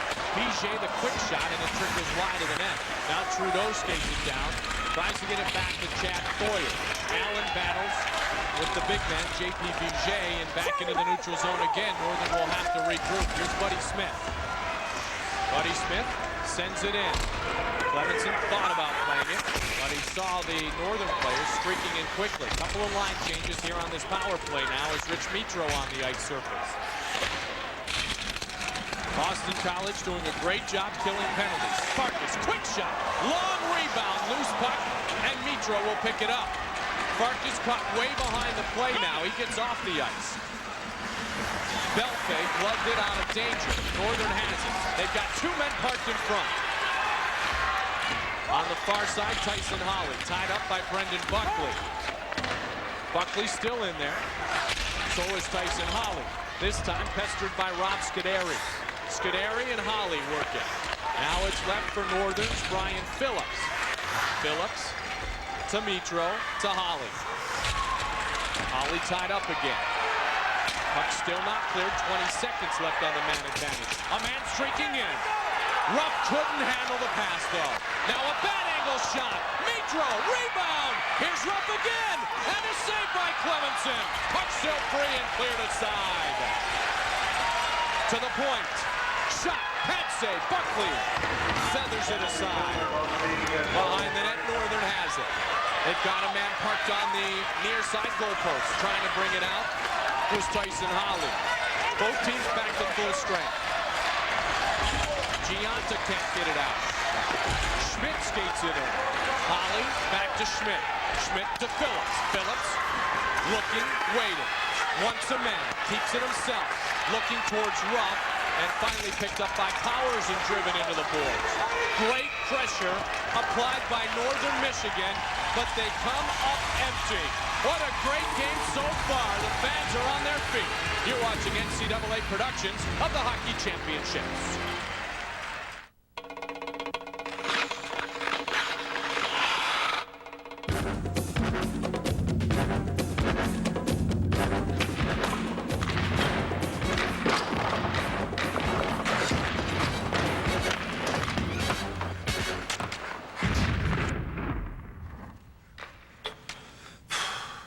How many sneakers in a Bob store? About 15,000. I'm gonna need some water. Still tied at 1. Like to remind our college hockey fans, for the first time you can order the official 1999 NCAA Frozen 4 records book by calling 913-339-1900. Individual tournament records, publication features, coaching records, complete NCAA hockey bracket history. Make that call right now. What a flurry a moment ago by Northern Michigan. under 6 minutes remains here in the second.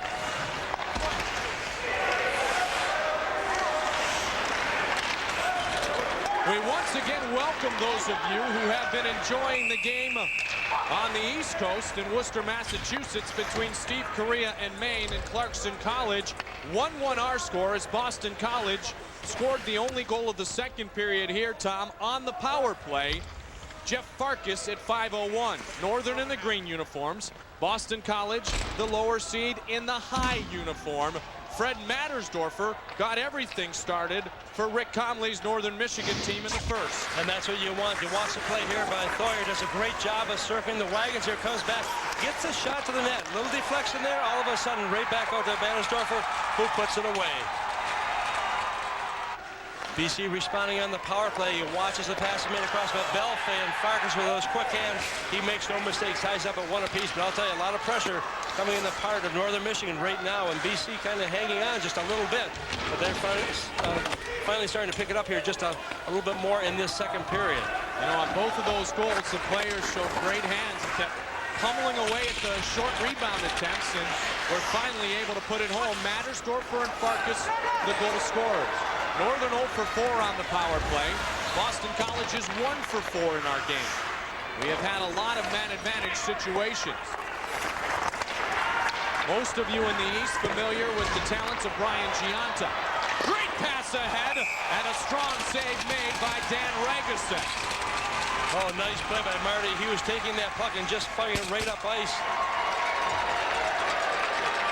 And you've got to get goaltending, and that's exactly what happens right now. As when you get in a position to take that puck and you take the pass, you watch the pass coming right up ice. You want to get it onto the stick, and that's critical here. But also goaltending is so important. Ragusin just doing the job he has to do as he just picks that one very cleanly as Hutchins comes in.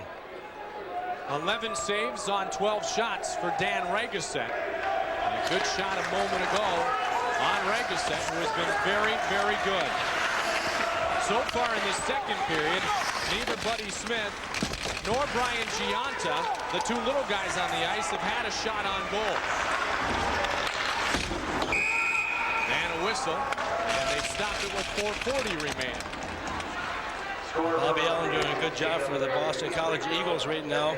Sophomore defenseman out of Hull, Massachusetts. Made the all-tournament team in Hockey East. But this is a player who likes to play both directions. He's up and down, good two-way player. Got a little size to him also at 6'1", 200-pound. And one of the many draft choices on the Eagles squad, drafted by the Bruins in the second round back in '98. Well, Boston College 4th all-time with 14 trips to the Frozen Four. Boston University leads the all-time records with 20. Michigan 19 and Minnesota 16. As BU had their 9 straight NCAA tournament appearance streak come to an end this year as the Terriers and Jack Parker not in the field. But BC is their arch rivals, and they would like to advance to tomorrow's national quarterfinal round to take on the Fighting Sioux of North Dakota. Delayed penalty going once again against Northern Michigan. Clemenson came all the way out, and Northern Michigan touches up. Oh boy, these penalties, it's going to be a slashing call now that is going to go against Northern Michigan once again. And heading to the box right now will be Doug Schmidt, the sophomore defenseman. You want to control things as best you can. Watch right here. Gets beat here just a little bit. And all of a sudden, watch what he does with the stick. A little chopping action going on right there. That results in the penalty. His team will be shorthanded with 4:02 to go in period number 2. The score tied at 1 apiece. Rick Conley, as I mentioned, one of the many Ron Mason nights, if you will, around. He was a player at Lake Superior for Ron Mason. And he said we had great teams back at Lake Superior State. Conley, class of '72 in the Sioux. Sault Ste. Marie, Michigan. Gianta checked off the puck, but picked up by Belfay. Belfay waiting patiently. Motto's shot trickles deep into the zone. Gianta beaten to it, but kept in by Boston College. Just 3 shots on the 4 power plays thus far for Boston College here. Both kills have been very effective. Gianta gets it ahead. Farkas shot, glove saved by Ragusin. Oh, what a save that was. Farkas took that pass coming in over the line, and all of a sudden he just unleashed one, being a left-hand shot coming in from the right wing position. Just let one fly, but a good save also by Raguset as he just reaches right here. Takes the pass right here. You watch as he moves around, all of a sudden uses the defenseman as a little bit of a blocker, trying to block the vision of the goaltender. Raguset with a big save. We welcome back our fans watching the East Regional. We'll get you back to Sean Grandy and Bob Norton for your continued coverage in Worcester. Mike Goldberg along with Tom Reed. We are here in Madison, Wisconsin. Northern Michigan and Boston College are tied. BC on the power play for the next 1 minute and 28 seconds. They are 1 for 4 with the man advantage so far in the game. Gianta is on the ice, so is Belfay, but Northern has the 6th ranked penalty killing unit in the nation, and they're able to clear once again. Allen will bring it up for Boston College. Crosses the blue line and checked off there. Tyson Holly, Kevin Schmidt working for Northern Michigan. There's Lee Ruff behind the net with Gianta. Walk it back, walk it back. Walk back towards the blue line. Mike Motto. Motto to Farkas, he'll take it right back. They work a little two-man game. Farkas scored the power play goal for BC at 5:01 of the second. Allen now has it. Played to Belfay. Gianta is bothered. Behind the net, the puck squirts free and cleared the length of the surface on one bounce. Clemenson forced to play it. Whips it back up, trying to catch Northern on a line change. Farkas ahead, and Gianta almost wheeled it to his teammate. In front, finally frozen by Dan Raguset. And extracurriculars continue. Undisciplined play again by Northern Michigan. Yep, and once again, well after the whistle here, so it should not occur, but it is going to be a penalty once again going against Northern Michigan.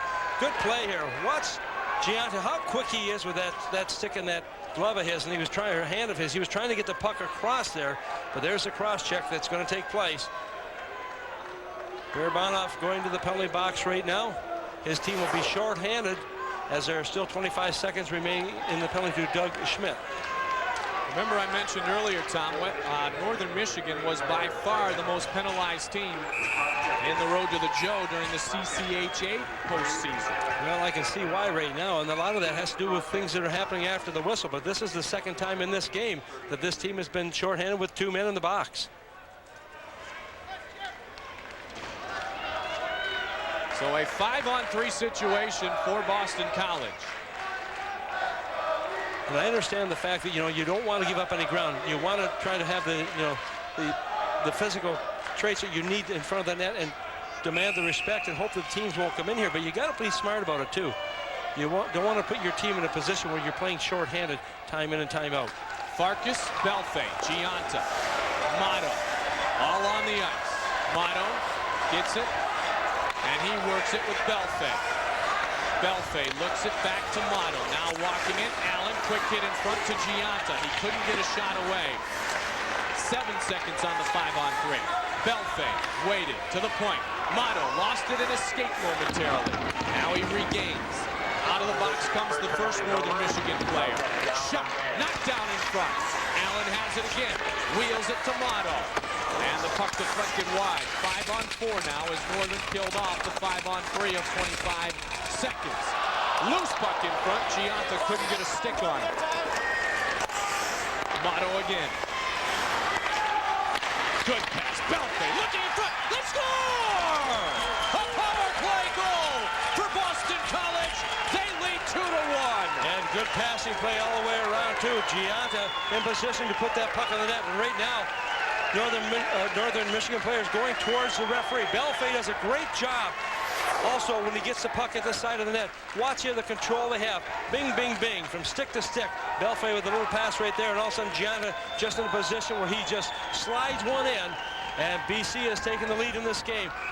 We talk about making certain that when you make that pass, it's on the sticks. Bobby Allen started that play back in the point position, just off to the side. This is a pattern play. Move it to the people who are in the open, and Gianta just goes and positions himself. Not very big. Takes a lot of heat there, but he makes one work for his team. Second point of the game for the Hobie finalist, Brian Gianta. A power play goal, his 11th power play goal of the season. And his 59th point of the year, the number 4 scorer in the nation coming into this tournament. Gianta on the power play is 18-23 from Belfay and Motto. And we talked about the discipline or lack thereof of Northern Michigan, and it proves costly one more time. Just over a minute remains here in the second period. Boston College trying to get back to where they were 1 year ago, competing in the Frozen Four. They lost to Michigan in the title game in overtime on the goal scored by the freshman, Josh Langfeld. Long drive, and Clemenson has it lost in his pads, but secured quite tightly. Well, what a big goal that is for BC right now to come back into this. 2 power play goals they have scored after giving up the only goal to Northern Michigan in that first period, to have 2 power play goals in this second period. Gianta, as we mentioned, getting the goal. Belfay, and it was Motto who got the assist coming from that point position.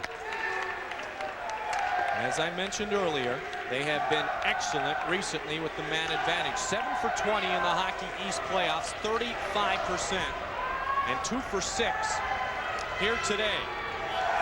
Boston College, playoff-type hockey, taking advantage of special teams opportunities. Well, we talked about goaltenders being critical in playoffs. We talked about the special teams also. When you've got a team that can score in the power play, what a difference it makes. Farkas, a pretty pass back. And the shot just went wide. Lephart and Farkas almost made it 3-1 BC. 3-on-2. Bijay with Trudeau. There's the shot across the front of the net. And it walks over the stick of Roger Trudeau. Al Trudeau tries to handle it, gets it to JP Bijay. Here's Buddy Smith. Still loose in front. Allen finally gathers it in the final seconds of the second period will tick away. Farkas scored one of the 2 goals in this second period as BC has fought back from a 1-0 deficit. Gianta getting the second, and Boston College, via the power play, leads 2-1. Well, I'll tell you, this is a big plus right now for Jerry York, bringing his team back into this, and you can bet that he is going to make sure his players are, when they go into that dressing room, think about what they have to do in this next period. He's not going to give them too much of a chance to rest. He wants them to be focused as they step on here. They're 1 game away from getting to the big game tomorrow here, and he wants to make sure that when they step in here that they are fully aware of this next 20 minutes. 2-1 our score after 2 periods as Boston College trying to advance to that showdown against North Dakota. Boston College the 4 seed, as we mentioned. Northern Michigan the 5 seed, who has been a very good road team this year, but they will have to try to come back and win this game in the 3rd period of action. Jerry York is downstairs. Coach York, your power play was so good in the Hockey East tournament. Now again, very effective tonight. Why? Well, we've got a lot of skilled players on it, moving the puck very well. But hey, Northern's really battling as a PK unit, and we've had to really work for some. We've facing a very, very good PK team. Jerry, we've seen a lot of these players out here today. This has been a very physical game between these 2 teams. A lot of things happening after the whistle. Well, I think we've got to control our after the whistle. We want to play whistle to whistle as hard as possible. And once that whistle blows, hey, you should be so tired, there should be nothing after a whistle. Jerry, good luck in the 3rd period. Thank you. Jerry York's Boston College Eagles, 20 minutes away from advancing to day 2 of our tournament. You are watching NCAA Productions coverage of the 1999 Ice Hockey Championship.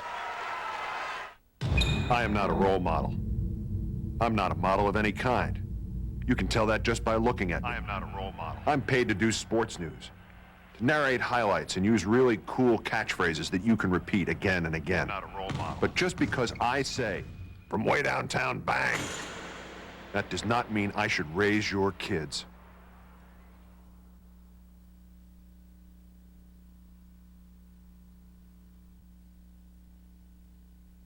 The Celtics are on Fox Sports New England. Rick Pitino is ready to go. Led by Antoine Walker. Ron Mercer. Out the basket by Mercer, and a foul. Mercer, oh! And the rest of the men in green. Walter McCarty, the finish. Watch the Celtics all season long on Fox Sports New England.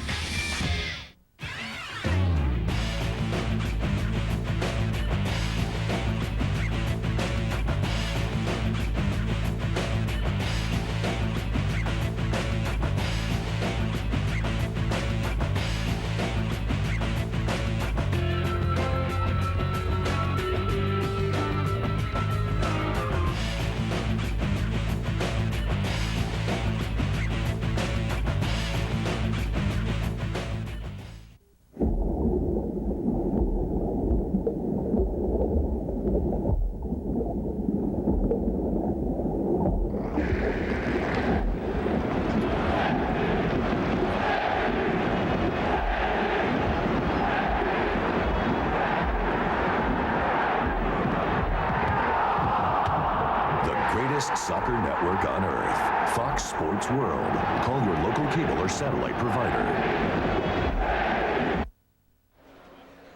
They are named Hobie finalists for a good reason. In our game here in Madison, Brian Gianta with a goal and an assist. And as we give you bonus coverage once again in the East, Steve Correa having a big day in Worcester for his team, the Maine Black Bears. Here's Sean.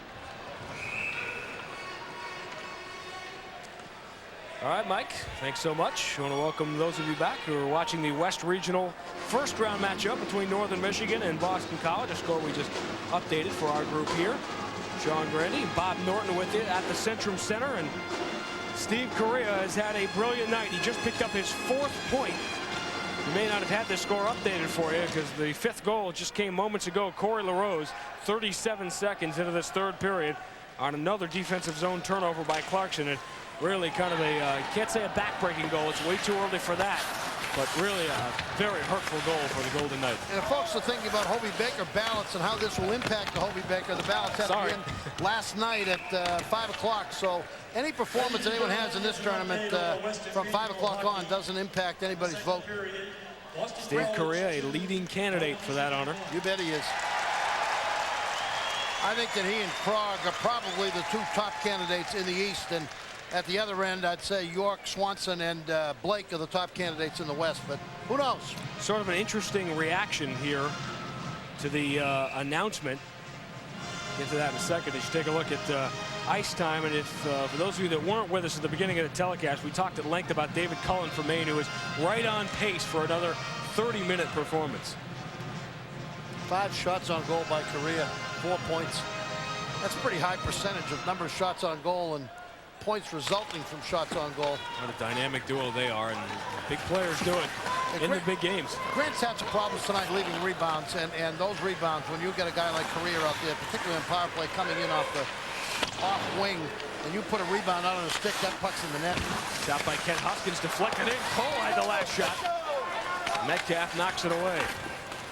Sort of comment on that reaction earlier. It was kind of interesting because it's not very often, for those of you not too familiar with Eastern college hockey, that during a Maine game, when the score is announced that Boston College is leading, that you hear a cheer. But obviously there are a lot of people in this building who are fans of Boston College who bought these tickets, assuming that Boston College would be here in the East Regional. But of course that didn't happen, and fans who did not want to make the trip to Madison, Wisconsin kept their tickets. Good college hockey fans, and they are seeing a treat right now as the Maine Black Bears have been very, very impressive. A 5-2 lead, 3 minutes gone by in the 3rd period. We will check back in with Sean Grandy and Bob Norton in Worcester after this commercial timeout. Our score 2-1. You're watching NCAA Productions coverage of the 1999 Ice Hockey Championship. Investors, this investment update is brought to you by Meridian Commodity Corporation. Do you think heating oil prices could rise this winter? Can wheat prices rally from 20-year lows? Is gold too cheap, near $300 an ounce? If you're looking for opportunities outside the stock market, call the number on your screen now for a free investor's kit, including market reports, charts, and graphs illustrating the profit potential and risks involved in trading commodities. Find out why we believe positioning yourself now at relatively cheap prices in heating heating oil, wheat, or gold offers a terrific long-term opportunity. Commodity trading involves risk and is not for everyone. Could cold weather rally heating oil prices? Would a Midwest drought move wheat prices higher? Will financial crisis force investors to buy gold? Analysts believe most commodity markets have bottomed. Call Meridian to get your free investor's kit and find out which market we believe offers the best opportunity. This valuable information is free, so call the number on your screen to get your free investor's kit today.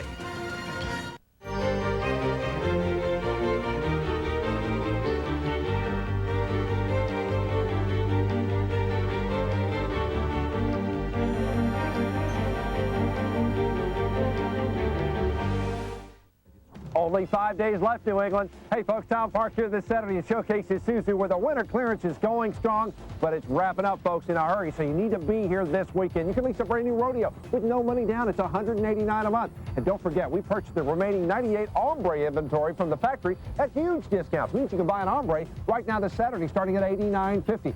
You see, because we sell in stock more than anybody else, we get the largest volume discounts, and volume means the lowest price. If it doesn't say Showcase, you definitely paid too much. Last year, Michigan walked away with the title. Who's next in line?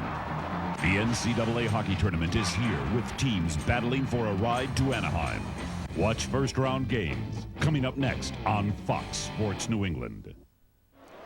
Still in our second intermission here in Madison as Boston College leads Northern Michigan 2-1 as we are able to continue to do more bonus coverage from the Centrum and Worcester. Let's send you back out to the East Regional, Sean Grandy and Bob Norton. Again, a very friendly hello to those of you watching the West Regional game between Boston College and Northern Michigan. The Clarkson Golden Knights in a world of trouble, but they're going to have a golden opportunity here, and you're going to get a chance to see it. They're going to go on the power play for the 5th time tonight. They are 0 for 4, and clearly they need something to turn the momentum around again. Anders Lundback's going to pick up the penalty behind the goal line for interference on Cole. They have tried tonight not to give Cole much room. The 6'2", 198-pound sophomore from Oswego, New York, is very strong on his skates, goes to the net hard, and they're going to try not to give him any room. What's up with Bobby Stewart in the penalty box? That was going to be Lundback. Lundback looked up like he was a guilty party. He's looking and saying, who, me? The call ends up going against Bobby Stewart. You made me use my pen to cross out my score. I know it. Are you happy now? Watch it here. Here's Stewart. Now there's the play. John Cole. And Lundback just rolls over him. Bobby Stewart's been a great postseason player for the Black Bears the last couple years. He scored the first goal of the tournament last night, the first goal of the game against Ohio State. Transfer from University of Alaska Anchorage, played out in Fort McMurray, Alberta, which is his hometown. He played for the Fort McMurray Oil Barons. Lillo won the controlled the faceoff, but the Black Bears will hammer it out. Well, that's all you need to know about things going wrong with the special teams in the month of March. And if that drought doesn't end in the next 2 minutes, the Golden Knights are going to have a long time to think about it. Yeah, you can win games when you're physically better than the other teams, as they have in the ECAC, but not here. For Cole, he's in, he snapped it wide. He was thinking about Mitchell coming late on the left wing, but Mitchell was too far behind the play, and Cole took the shot. Clarkson has only 15 shots on goal in this game. Philip Watt, diagonal pass. Olila takes it off the wall, can't control it. Cullen will get there from A's. Trotnick shovels at it, can't clear the zone, and Cullen does on the second chance. So, Sean, when you have the physical strength, the skill, an advantage of the other team, you can get away, and this is the case in the ECAC with Clarkson, you can get away with power play troubles, but as you get up in this competition, it gets tougher. Your power play has got to be good when you get to the regional. Maidmont. Pulls it off the wall. The diagonal passes for Kent Huskins. Now Maidmont straight away, fires, block. Sprawling play made by Robert Eck, and the Black Bears will clear. The move he had to make to control the puck, slowed up the play, gave extra time to get over and block. Kent Huskins trying to find some room across the line, hammers it in. Takes a funny hop, and he showed how to play it. Janik up the wall to his classmate Barrett Heiston, and he sends it down the length of the ice. Huskins this time pressured by Guite, short-handed. One last rush here for Clarkson on the power play, if they even get that. Lundback breaks it up. Now Don Smith circles back. Clarkson needs something to happen, and not that. A.J. Pig stood him up at the line and clears, and the Black Bears take another baby step towards Anaheim. Turgeon held up at the line. Could it be that Steve Correa wins a national championship like his older brother Pard Correa was able to do during his college career at Maine? We'll continue with our coverage of the West Regional after a word from the NCAA. Again, 2-on-1. Souza with Howard. Souza from Howard. Score! New Hampshire wins it in overtime. And the Wildcats are headed for Boston. Oh, miraculous save. Over here the other way. Into Melange. Circling in front of the goal. Shooting stars! Senior ready! The Buckeyes win it 4-3. Crowd roaring on every pass. Shot! Score! It's Michigan! It's Josh Langfeld! And the Wolverines are the national champions! The 2000 NCAA Hockey Championship is coming to the Providence Civic Center in Providence, Rhode Island, hosted by Providence College. Don't miss your chance to see the Frozen Four April 6th and 8th. For tickets, call 401-865-2500. That's 401-865-2500. Call now. Great moments in college sports make great memories and often inspires great achievement beyond the game. Come see it all at the Hall, the new NCAA Hall of Champions, a place to relive the action, savor the memories, discover what it means to be a true champion, and that might just be the greatest moment sports has ever produced. The NCAA Hall of Champions, opening in downtown Indianapolis in March 2000. The NCAA thanks its corporate partners who dedicate financial resources, talent, and expertise to help emphasize the vital role intercollegiate athletics plays in society and in the overall development of student athletes. The support of higher education by these outstanding corporate citizens also provides funding for NCAA youth programs and NCAA championships. The NCAA and its corporate partners together building a better experience for our student athletes. Getting set for our third period of play. Second intermission continuing. Boston College leading Northern Michigan 2-1 on 2 power play goals. Mike Goldberg alongside Tom Reed, slashing, and cross-checking the 3 Northern penalties. Well, when you get in a position like this, you know, the one thing you don't want to do is spend time in that penalty box because it will come back and bite you at some point in your body, and that's not what you want. But right now, Northern Michigan has got to come back here. Boston College doing a good job, especially moving the puck on the power play to get some goals for themselves. Brian Gianta had a hand in both of the goals scored in the second period, both with the man advantage. Well, you're going to see him, and he's going to keep the puck in initially. Even though he goes down, he gets it right back here to Belfay. Belfay doing a great job beginning out to Farkas, and very quickly Jeff Farkas puts it in, his 32nd goal of the season, tying it up at 1 apiece.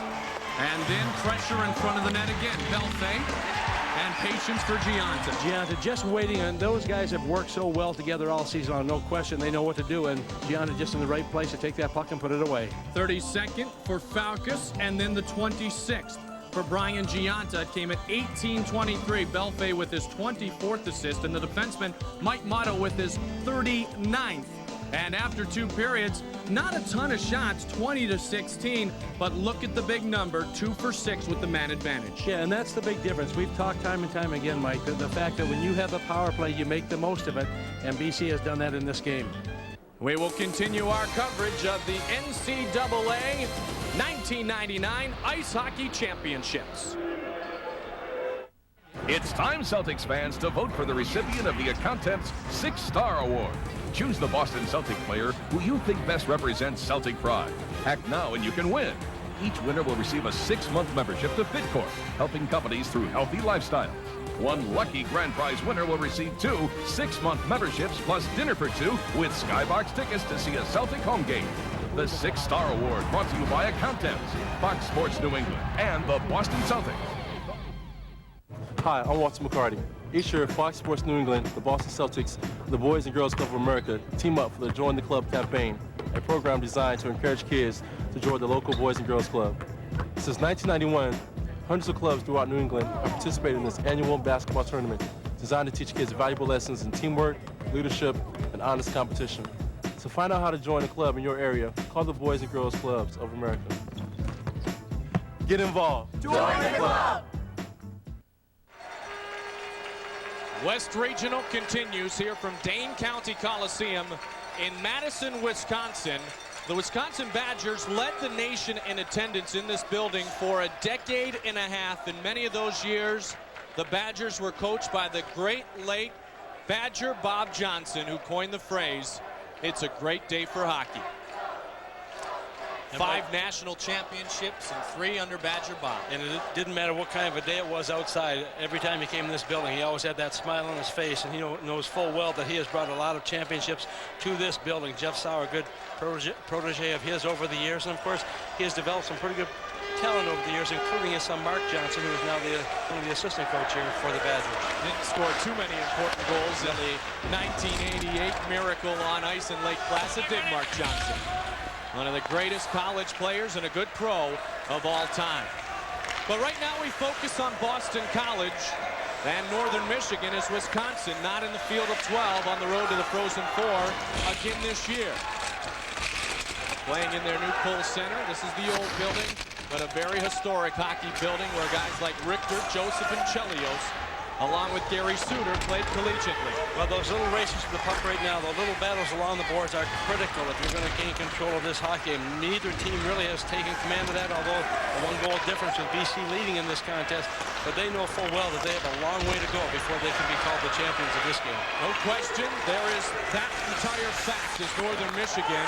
Again, we stress the top offensive team in the CCHA and scored 5 goals against Michigan State in the semifinals of the CCHA tournament. They also had some great wheels going in the first 20 minutes and lots of scoring opportunities. Too far for Brad Frattaroli.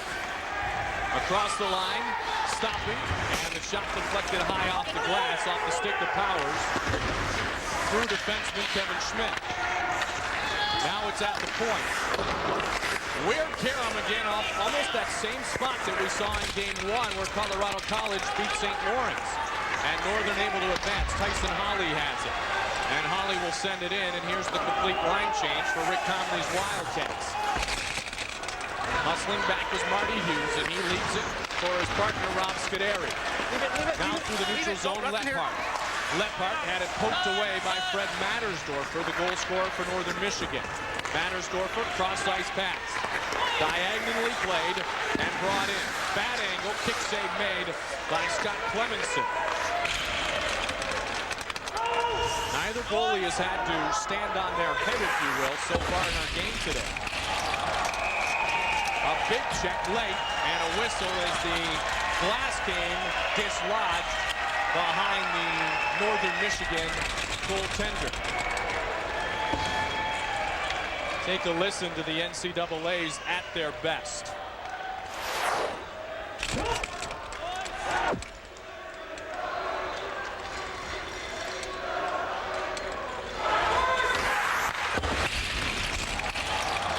No place to go once you're in that position. You could see Doug Schmidt kind of taking a look right there. And coming right at him was Giuliano, just trying to get a piece of him, making full certain he got all 210 pounds. This guy's like a tank, 5'9", 210 pounds. He just comes in there and uses that physical presence to his advantage.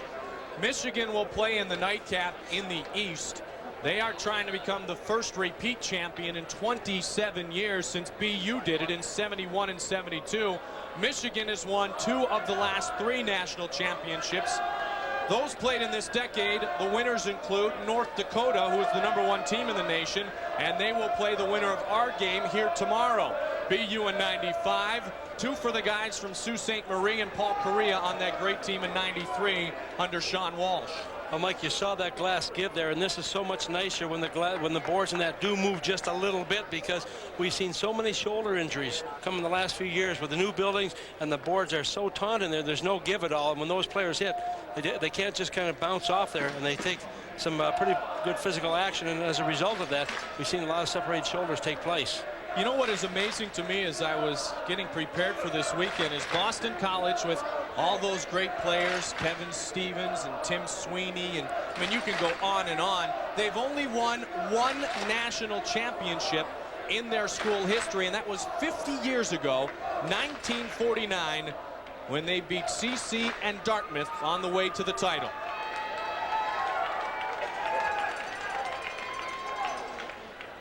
Why we have a delay here, let's check in with our friends in the East in Worcester, Massachusetts. Sean Grandy. Which is 2 for 4 tonight. Heads on the ice trying to deliver the knockout punch that will send Clarkson home and send Maine to the Frozen Four. Aaron Gates, the senior from Essex Junction, Vermont, is in the penalty box. 2 minutes for high sticking. Sean Grandy, Bob Norton at the Centrum in Worcester. And you see Aaron Gates. Doesn't agree with the call. In the penalty box. We want to welcome back those of you in the West region. It's such a pain in the glass when that happens. Yeah, well, pretty boring watching him put glass back in. Gustafson for Corey LaRose. Main power play trying to put it away. Metcalf through traffic. Knocked down by Willie Mitchell. How many minutes will Willie Mitchell play for Clarkson in the final 8:26? I'll tell you, main power play that was 2 for 39 coming into tonight's game is 2 for 4 tonight, and that's been a huge difference when you have a 3-goal margin. Correa across the line. Correa trying to weave through traffic. Going in, giving away about 10 inches to Willie Mitchell, and it showed there. Gustafson for Metcalf. He's got a lane. Fire saved by Grant, and he'll cover it. Metcalf, I'm sorry, Bob. Notice how Grant comes out of the crease. Freshman goaltenders sometimes, especially in a tournament situation, when things start to get scrambly, they won't be as aggressive and come out like that. Well, he's continued to show aggressiveness all game long, and the only problem he's had tonight, and he's had some blown coverage in his own end, leaving guys uncovered, but Steve Correa is very dangerous when you leave rebounds, and one of the things that Grant has done tonight is leave those little dinky rebounds off to his right, and that's Correa coming in on the forehand. He's a right shot coming in off the left side, and when you leave those little rebounds out there, those are the kinds of plays that have hurt Grant tonight. As he gains more experience and develops more confidence in the net, he'll be able to try to do something different with those rebounds. The only back-to-back winner of that award is Steve Correa. And in fact, this year he won it the 3rd time in a row. That is the Hockey East equivalent of the Lady Byng Trophy for sportsmanlike play and sportsmanship. Len Siglarski, the longtime coach, hockey coach at Boston College. Yeah, Steve Correa, you mentioned that being on the off wing. He has 77 career goals now in his 4 years at Maine. I would suggest to you that at least 30 of them have been scored from that exact spot. Well, he's very smart and anticipates plays exceptionally well, and he finds himself coming in. It's being in the right spot, and knowing how to be opportunistic. And he starts at the dot, comes in, picks up those rebounds, doesn't get in too deep, and has a lot of open net to shoot at, as he had on both tonight. Olala, can he clear the zone? No. Metcalf walking in, drops to Dimitrakis. Dimitrakis holding, firing, and scoring! Nico Dimitrakis, it's a power play goal, and that may be the knockout punch that floors the Golden Knights. It's 6-2 Maine.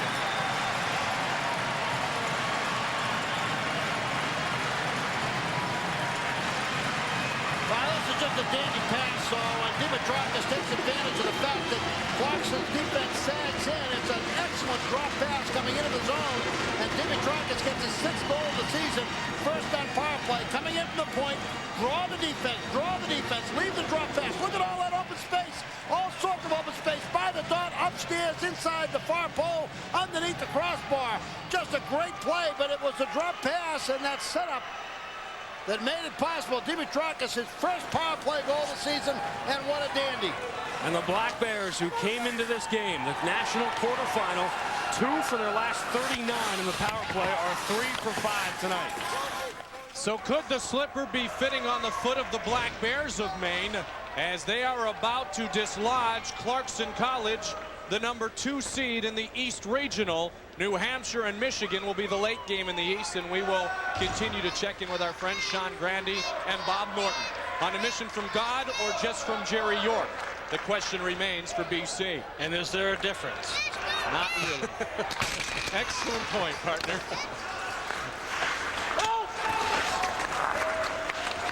Moved up ahead. Boston College leads 2-1. They have fixed the glass, and we are back underway. Hutchins shot well wide on the near side. He's trying to go stick side of Dan Ragusak.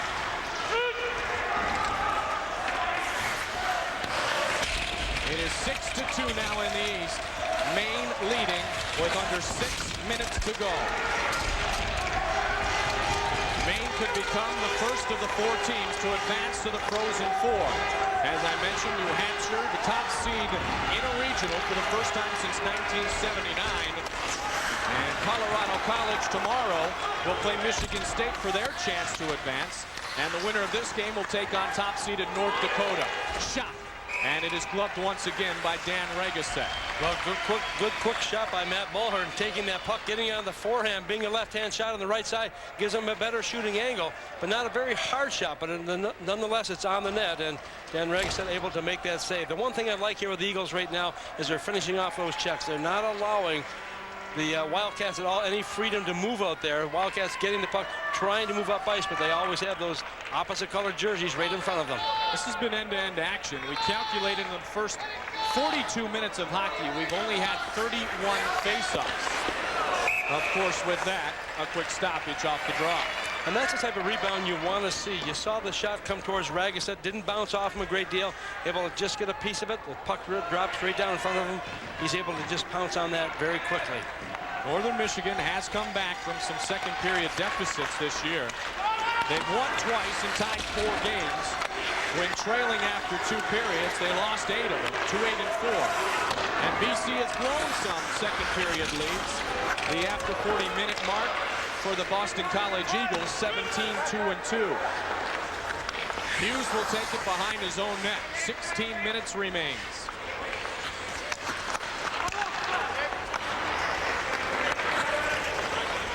Eagles patiently advance. Bouncing puck played by Schmidt right back into the center ice area. On the ice is Captain Brendan Buckley, the anchor of the defense of BC. Boston College, a very well-balanced, and what Jerry York said, a very deep team.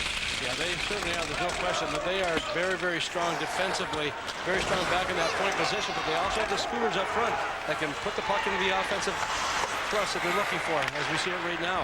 Gianta banned on the shot, but you could see the speed as he had a lane around the retreating defenseman of Northern Michigan. Buddy Smith jumps out of the way of trouble as Orpik was trying to converge. Biget, Smith, and Trudeau trying to get something going here for Northern Michigan. That top line of the Wildcats is yet to register a point tonight. Gloved in front, backhand, kick save made, and a pretty one by Dan Regaset. This top line of Northern Michigan, by far the biggest producers of points for the Wildcats. Trudeau couldn't handle the pass, and the icing comes. So now 14 minutes and 50 seconds remains. BC continues to lead. We'll be back after a word from the NCAA.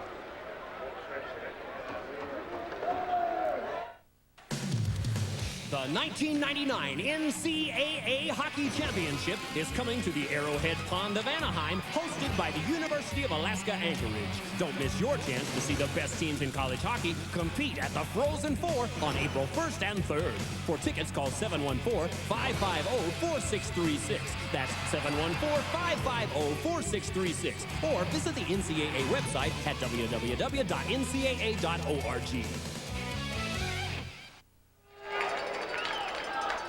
2-1 our score, 14:50 remains. Chestnut Hills, Massachusetts. Enrollment 14,600 for BC, and beautiful Marquette, Michigan, the home of these Warriors, the Northern Michigan Wildcats. Back to the CCHA the last 2 seasons, and Rick Conley has often said for all the right reasons. He spent a decade and a half in the WCHA. Penalty is going to be called again.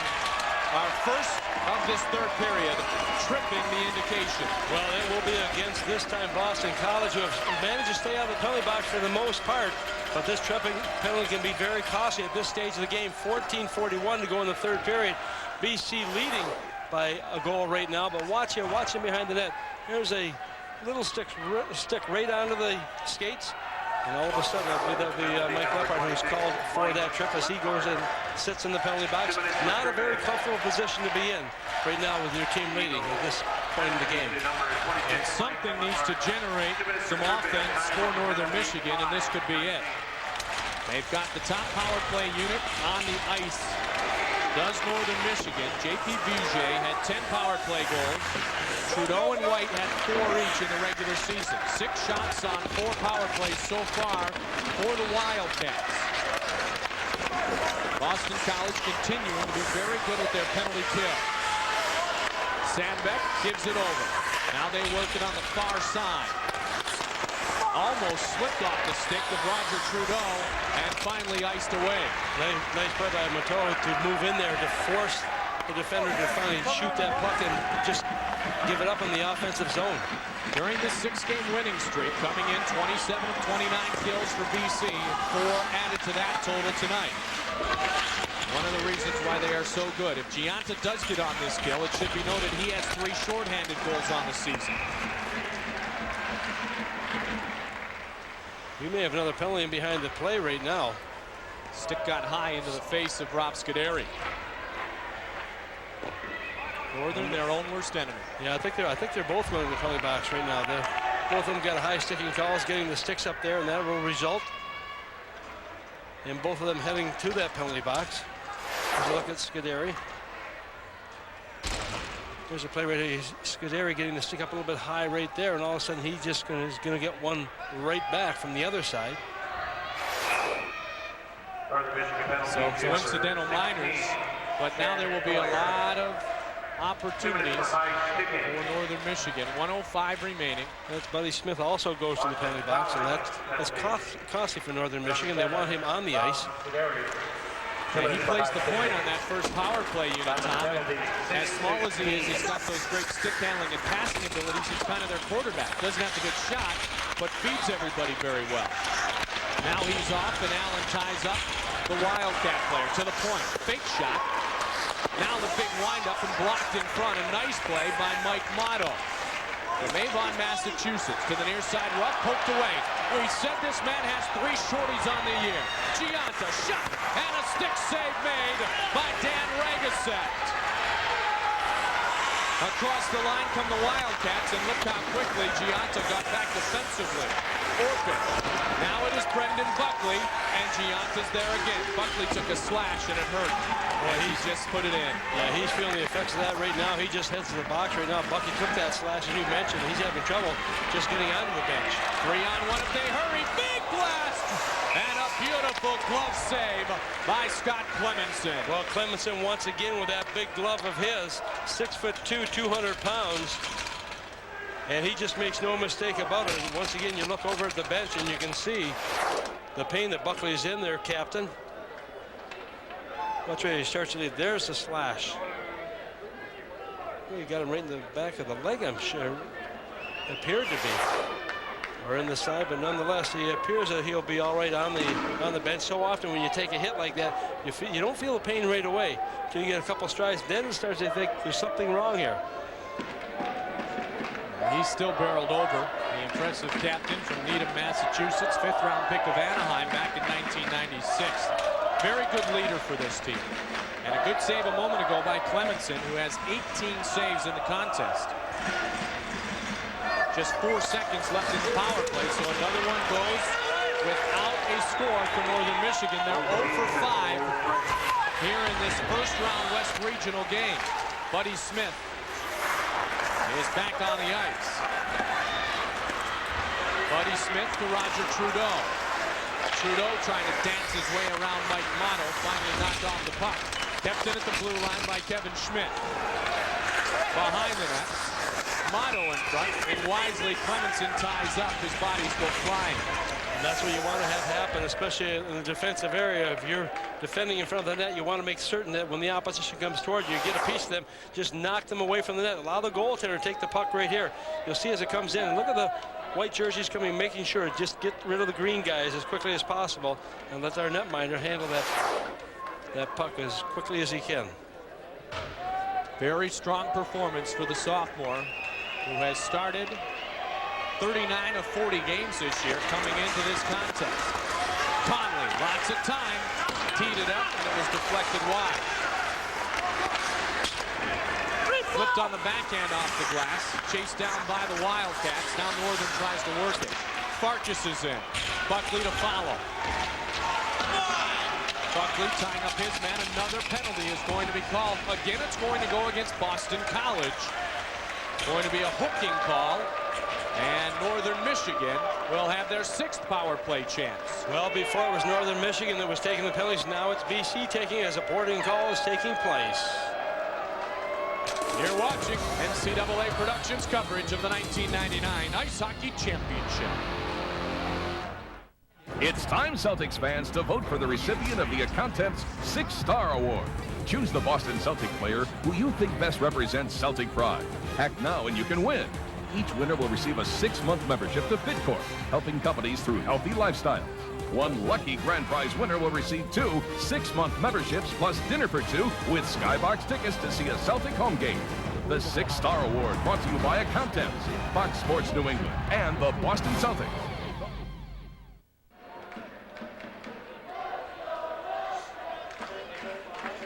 So once again, a power play opportunity for Northern Michigan. They've come back-to-back quite quickly. The man who was frustrated a moment ago, Brendan Buckley, for roughing at 8:05.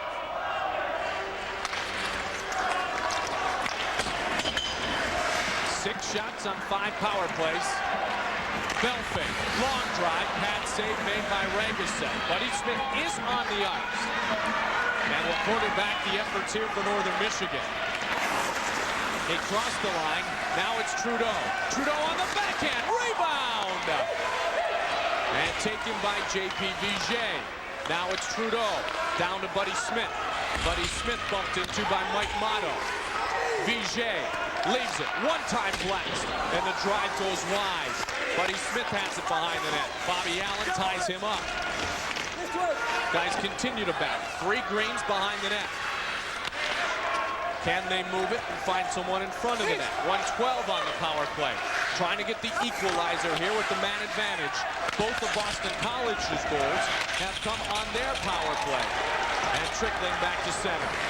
Well, good pressure being put on by the Eagles also, because you watch as the Wildcats had possession, but everything was on the outside. They couldn't get control to get the puck back in the slot area where they have to get those shots and get the goals. Sandbeck to the point. Big drive, and it clips off the glove of Scott Clemenson. Kept in neatly on the far side boards by Tyson Holly, but then it squirts ahead, and Chris Masters gives it to his teammate.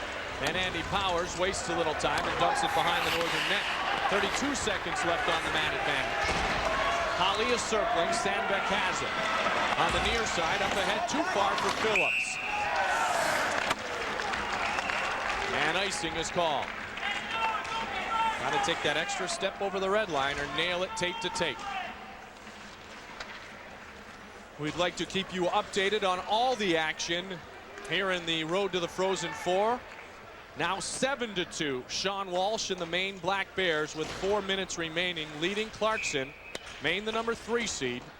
And Sean Walsh, a man who knows Rick Comley very well. Both of them come from the school of Ron Mason. And of course, Jerry York, a decade and a half at Bowling Green, faced off against Ron Mason's Michigan State teams quite often. Mason actually spent 3 years at Bowling Green, Ohio as their head coach. Phillips across the line. And flipped back out of the zone. Nice play by Mulhern, just taking the puck and just shooting it down the ice, trying to kill off that clock as quickly as they possibly can. Under 10 minutes now to go in this 3rd period. Karam off the board. Scuderi skates it down, and now circling is Matt Mulhern. Mattersdorfer scored at the 5:38 point of our game. That's the only Northern Michigan goal. Then Jeff Farkas and Brian Gianta on the power play in the 2nd period.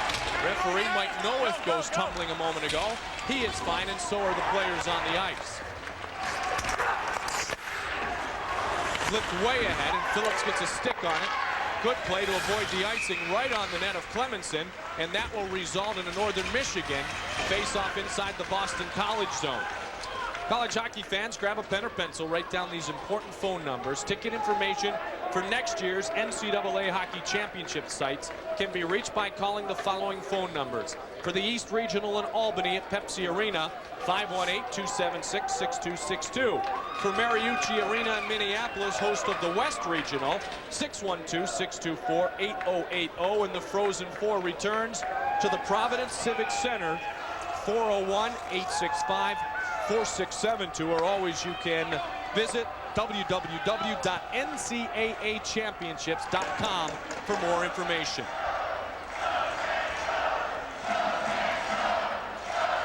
Well, you go down a little bit, even as an official, you have a little fun at times on the ice. Right now, I think they're going to add some seconds onto the clock.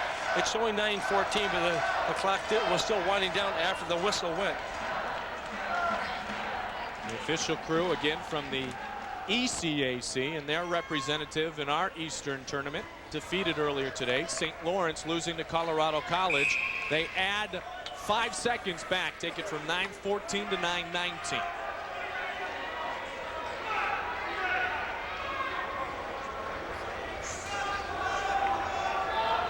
Frattaroli against Masters. BC trying to control, they do. Motto reels it around. Kept in at the blue line by Northern Michigan. Now Tyson Holly trying to squeak somewhere where he can receive a pass, working top of the circle. But Lee Ruff can't gather it in to deliver a scoring opportunity. Now it's Hughes with Frattaroli. Hughes and Frattaroli will tangle. Tyson Holly is pestered on the play by Chris Masters. Motto comes in. These guys understand what it's about to try to win those battles. Yeah, absolutely. And right now, with BC trying to just keep that puck on the outside as much as they possibly can. They don't want to allow it to come off the boards. Both these teams also a little chippy right now, too. They don't want to give up 1 inch of ground out here. Northern Michigan's kind of having a little bit of an advantage here right now because of the fact that they seem a little more aggressive, but they're not getting to the position where they want to get those shots away. Motto, a tremendous job for BC in this hockey game. There's a look at the Wildcats right now. You don't think about how tired you may be because you know there may not be a tomorrow, and so you want to put everything you possibly can into a game like this. Wildcats trail by 1. Another face-off inside the Boston College zone. And another face-off controlled by the Eagles. 25-11-4. Coming into the NCAA championships. 15-7-2 for a regular season. 3rd place finish in Hockey East. 7 points back of the top seed in the East, New Hampshire. We'll play Michigan later tonight. And of course, we'll give you bonus coverage. You talk about the East and the West.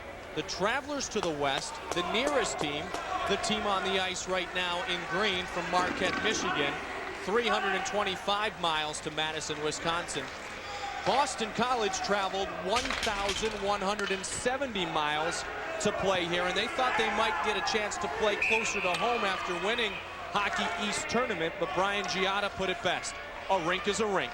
We as players don't care. Yeah, initially they were a little upset the fact that it was going to be in their hometown area. They wanted to be there, but by sending them out here now, they don't have to play against Maine and New Hampshire also, so it may be to their advantage. And Jerry York says, you know what, initially the guys didn't like it, nor did I, but now that I thought about it, I think that the NCAA did the right thing in positioning us out here. Last year we had a lot of conference foes knocking each other out. Point in case was Ohio State winning in overtime early in the tournament against Michigan State.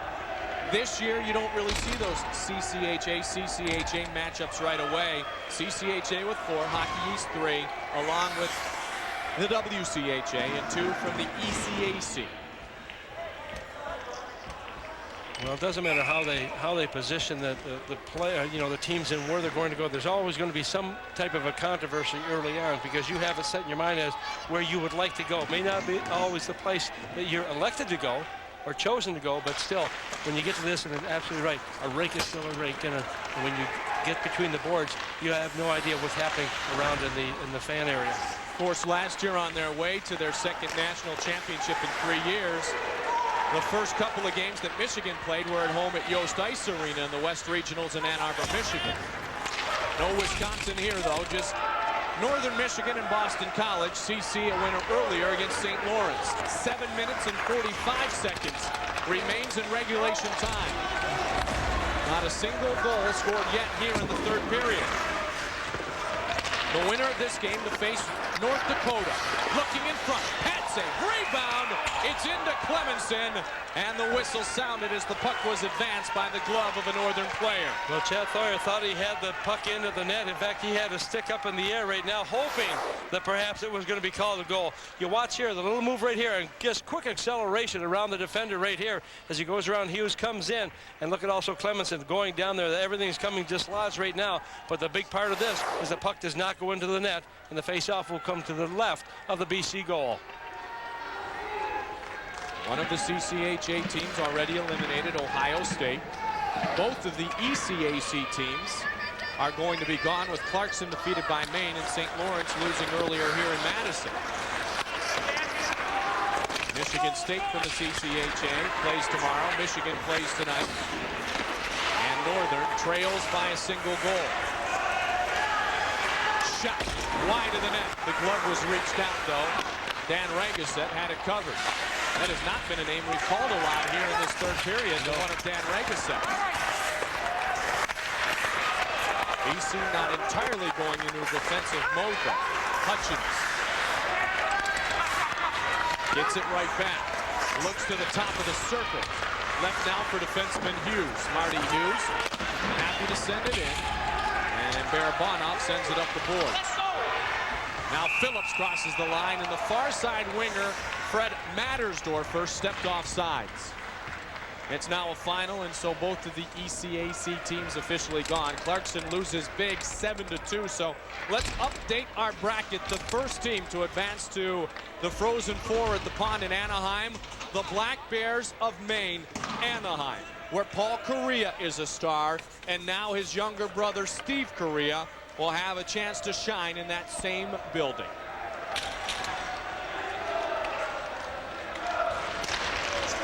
I understand, too, their sister is a pretty darn good player on the Maine women's team. The Correas from Vancouver, British Columbia. Mom and Dad did very well. Yes, they did. 6.5 minutes. And as you said in our first game, the clock's starting to become the enemy of Northern Michigan. Well, they have controlled the majority of play in this third period, but once again, offensively, they haven't gotten the point production or the shots that they're looking for through that net. And everything they've done has been onto the outside, the perimeter, and they're not getting the good angle shots. Of course, in that first game, Tom, you didn't say the clock was becoming Northern Michigan's enemy. You said it was St. Lawrence's. Shot off the side of the net. Farkas has got some great hands. Back in the neutral zone. Trudeau tried to sneak around. Frateroli. Trudeau in a full line change. Top line wants to get on the ice. Buddy Smith, JP Vigier, Roger Trudeau. 34% of the total goals scored this year. The first time in several years that they have had such a dynamic line for Northern, but still held in check, and now just 5.5 minutes remaining. Well, you have certain players that really manage to step up all season long, and those players usually have got the upper hand when it comes to the playoffs also, but you also have the lesser players, the players that don't get a lot of point production during the course of the regular season. All of a sudden, because your top players are checked so much more diligently by the opposition, then those other players have got to come in here also and make sure they get some points and are able to kind of fill that gap when it closes down.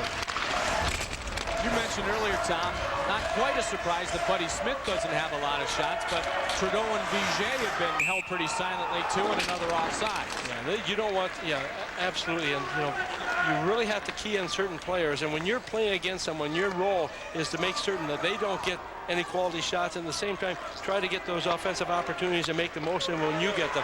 Right now we're getting a lot of stoppages of play here, and that is not good for either team here. I know the BC likes to slow it down as much as they possibly can. At the same time, you've got Northern Michigan, who needs that speed. They need to control that puck going into the zone, but when you have offside calls, it just takes some of that steam away. Just 3 seniors on this Northern Michigan team. None of those play on this big line on the ice now. Buddy Smith, Roger Trudeau, and JP Vigier. Vigier was hammered by Blake Belfay. A very senior-laden squad, as I said, with BC upperclassmen, if you will. 13 of them total. 8 pretty good sophomores, though, led by Brian Gianta. He's on the ice. Long shot. And sails wide.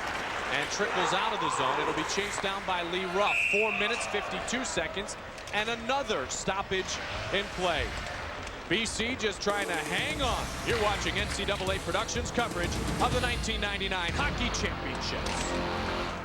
You interested in a shot at fame and fortune? Then enter the Foxwoods Take a Shot promotion from Foxwoods, Fox Sports New England, and the Boston Celtics for a chance to win $77,777. If you're picked to play, just hit a three-pointer on the parquet and you could win $7,777. Hit another from half court and you could win it all. Enter by sending a postcard to the Foxwoods Take a Shot promotion. Box 4501, Woburn, Massachusetts, 01888. The Foxwoods Take a Shot promotion. See you on the floor. Under 5 minutes remains. Tonight's telecast is an exclusive presentation of NCAA Productions. Any commercial use of this telecast without the express prior written consent of the NCAA is prohibited. Mike Goldberg, Tom Reed, and our fine crew, happy to be with you here today for 2 games, and here today for 2 very good games, and again tomorrow, right here on your home for the NCAA Road to the Frozen Four. Barabana fires it towards net, deflected, but it never reached the cage on Scott Clemenson. So both top seeds trying to advance here in the West, Tom. And Northern Michigan right now pulling on all the stops here. Right now they realize they have got everybody moving in there, trying to get a deflection. We almost saw a moment ago, but also getting control of that puck, just dumping it in, making sure they've got the players go in there and win those little battles along the boards. Orpik chased it down. Now he's got Mattersdorfer. Brendan Buckley recovered from the shot to the midsection. He's back on the ice for these critical 4 remaining minutes. Some undisciplined penalties taken in the second period by Northern Michigan, and thus they trail on 2 power play goals by Farkas and Gianta. 2-1. And Northern Michigan 0 for 6 on the power play themselves. BC taking no chances right now. They've got 1 forechecker going in. Other than that, they're making sure they've got some players back there so they don't get overloaded in that neutral and defensive end. Boston College this year has outscored their opponents 60-34 in the third period. They are obviously happy to have a scoreless tie here in the third, because that would cause the advancement to tomorrow's national quarterfinals. 3:13 on the clock. Now that faceoff is going to go outside the zone right now. It wound up being underneath of Roger Trudeau, and so that'll bring it outside, which is a big plus for BC. The thing you have to guard against now also is you can't take dumb penalties.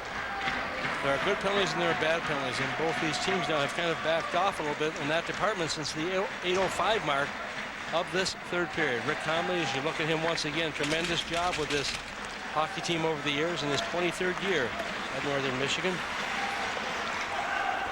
4th all-time meeting for Northern Michigan against Boston College. Pardon me, the 8th all-time as both teams 4-4. This is the first NCAA tournament meeting between Northern Michigan and BC. First 7 meetings were part of the Hockey East WCHA deal, and the last time in the Badger Showdown. Powers trying to get himself an insurance goal.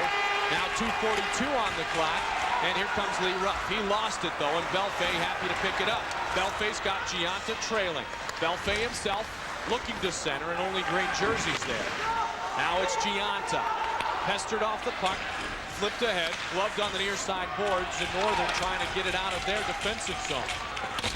They work it ahead. Mattersdorfer wanted it. Instead, the puck bounces over the stick of Frattaroli and left wisely by Clemenson for one of his defensemen avoiding a faceoff in his own zone. And that's exactly right. You want to make sure you have control there. You don't want to just stop the puck if you don't have to, especially if you can give it to one of your own players and have them just advance the puck back up ice.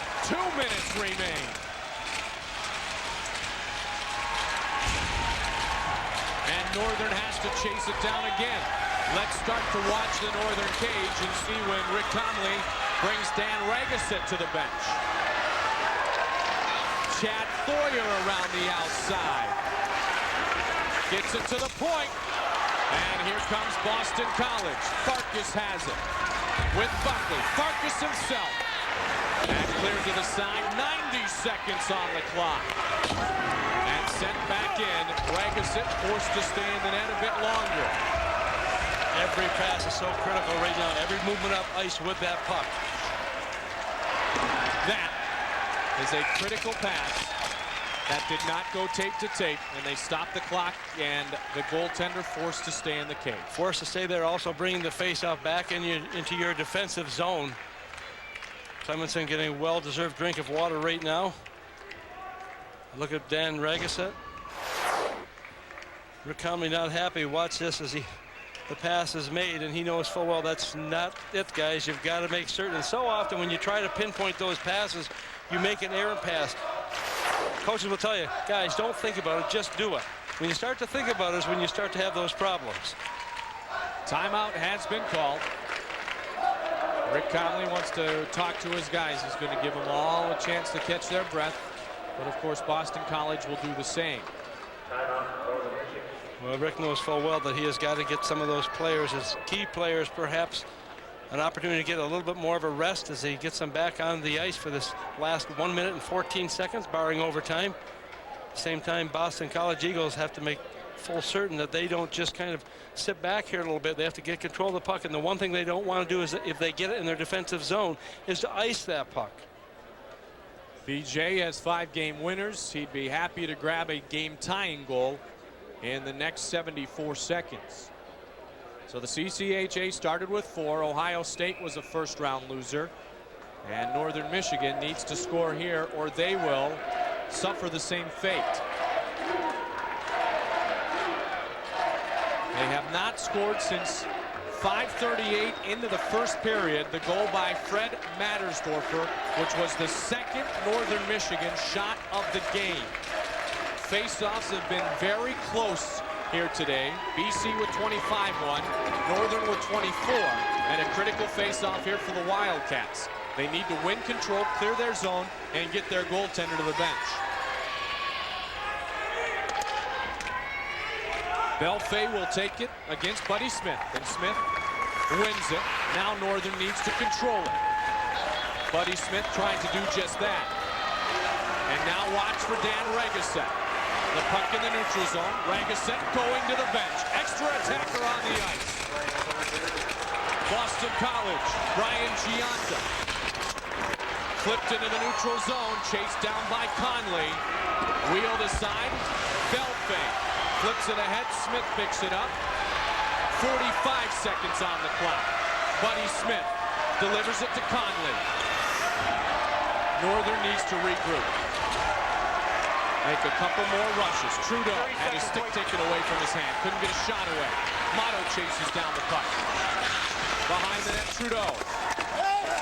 Bijay there. The wraparound attempt. And a save made by Clemenson. 20 seconds. BC clears. Oh, what a big play that is for BC. The pressure is being put on, but once again, everything along the perimeter. Buddy Smith puts it aside. And time will expire. Runners up 1 year ago, the Boston College Eagles have won 2-1. They advance to the national quarterfinals. Oh, what a big plus that is for Jerry York right now. He can breathe a sigh of relief as he gets to the game tomorrow. But he had to worry about what was going to happen today. Northern Michigan doing a terrific job here, especially in that first and third period, but costly penalties costing this hockey game.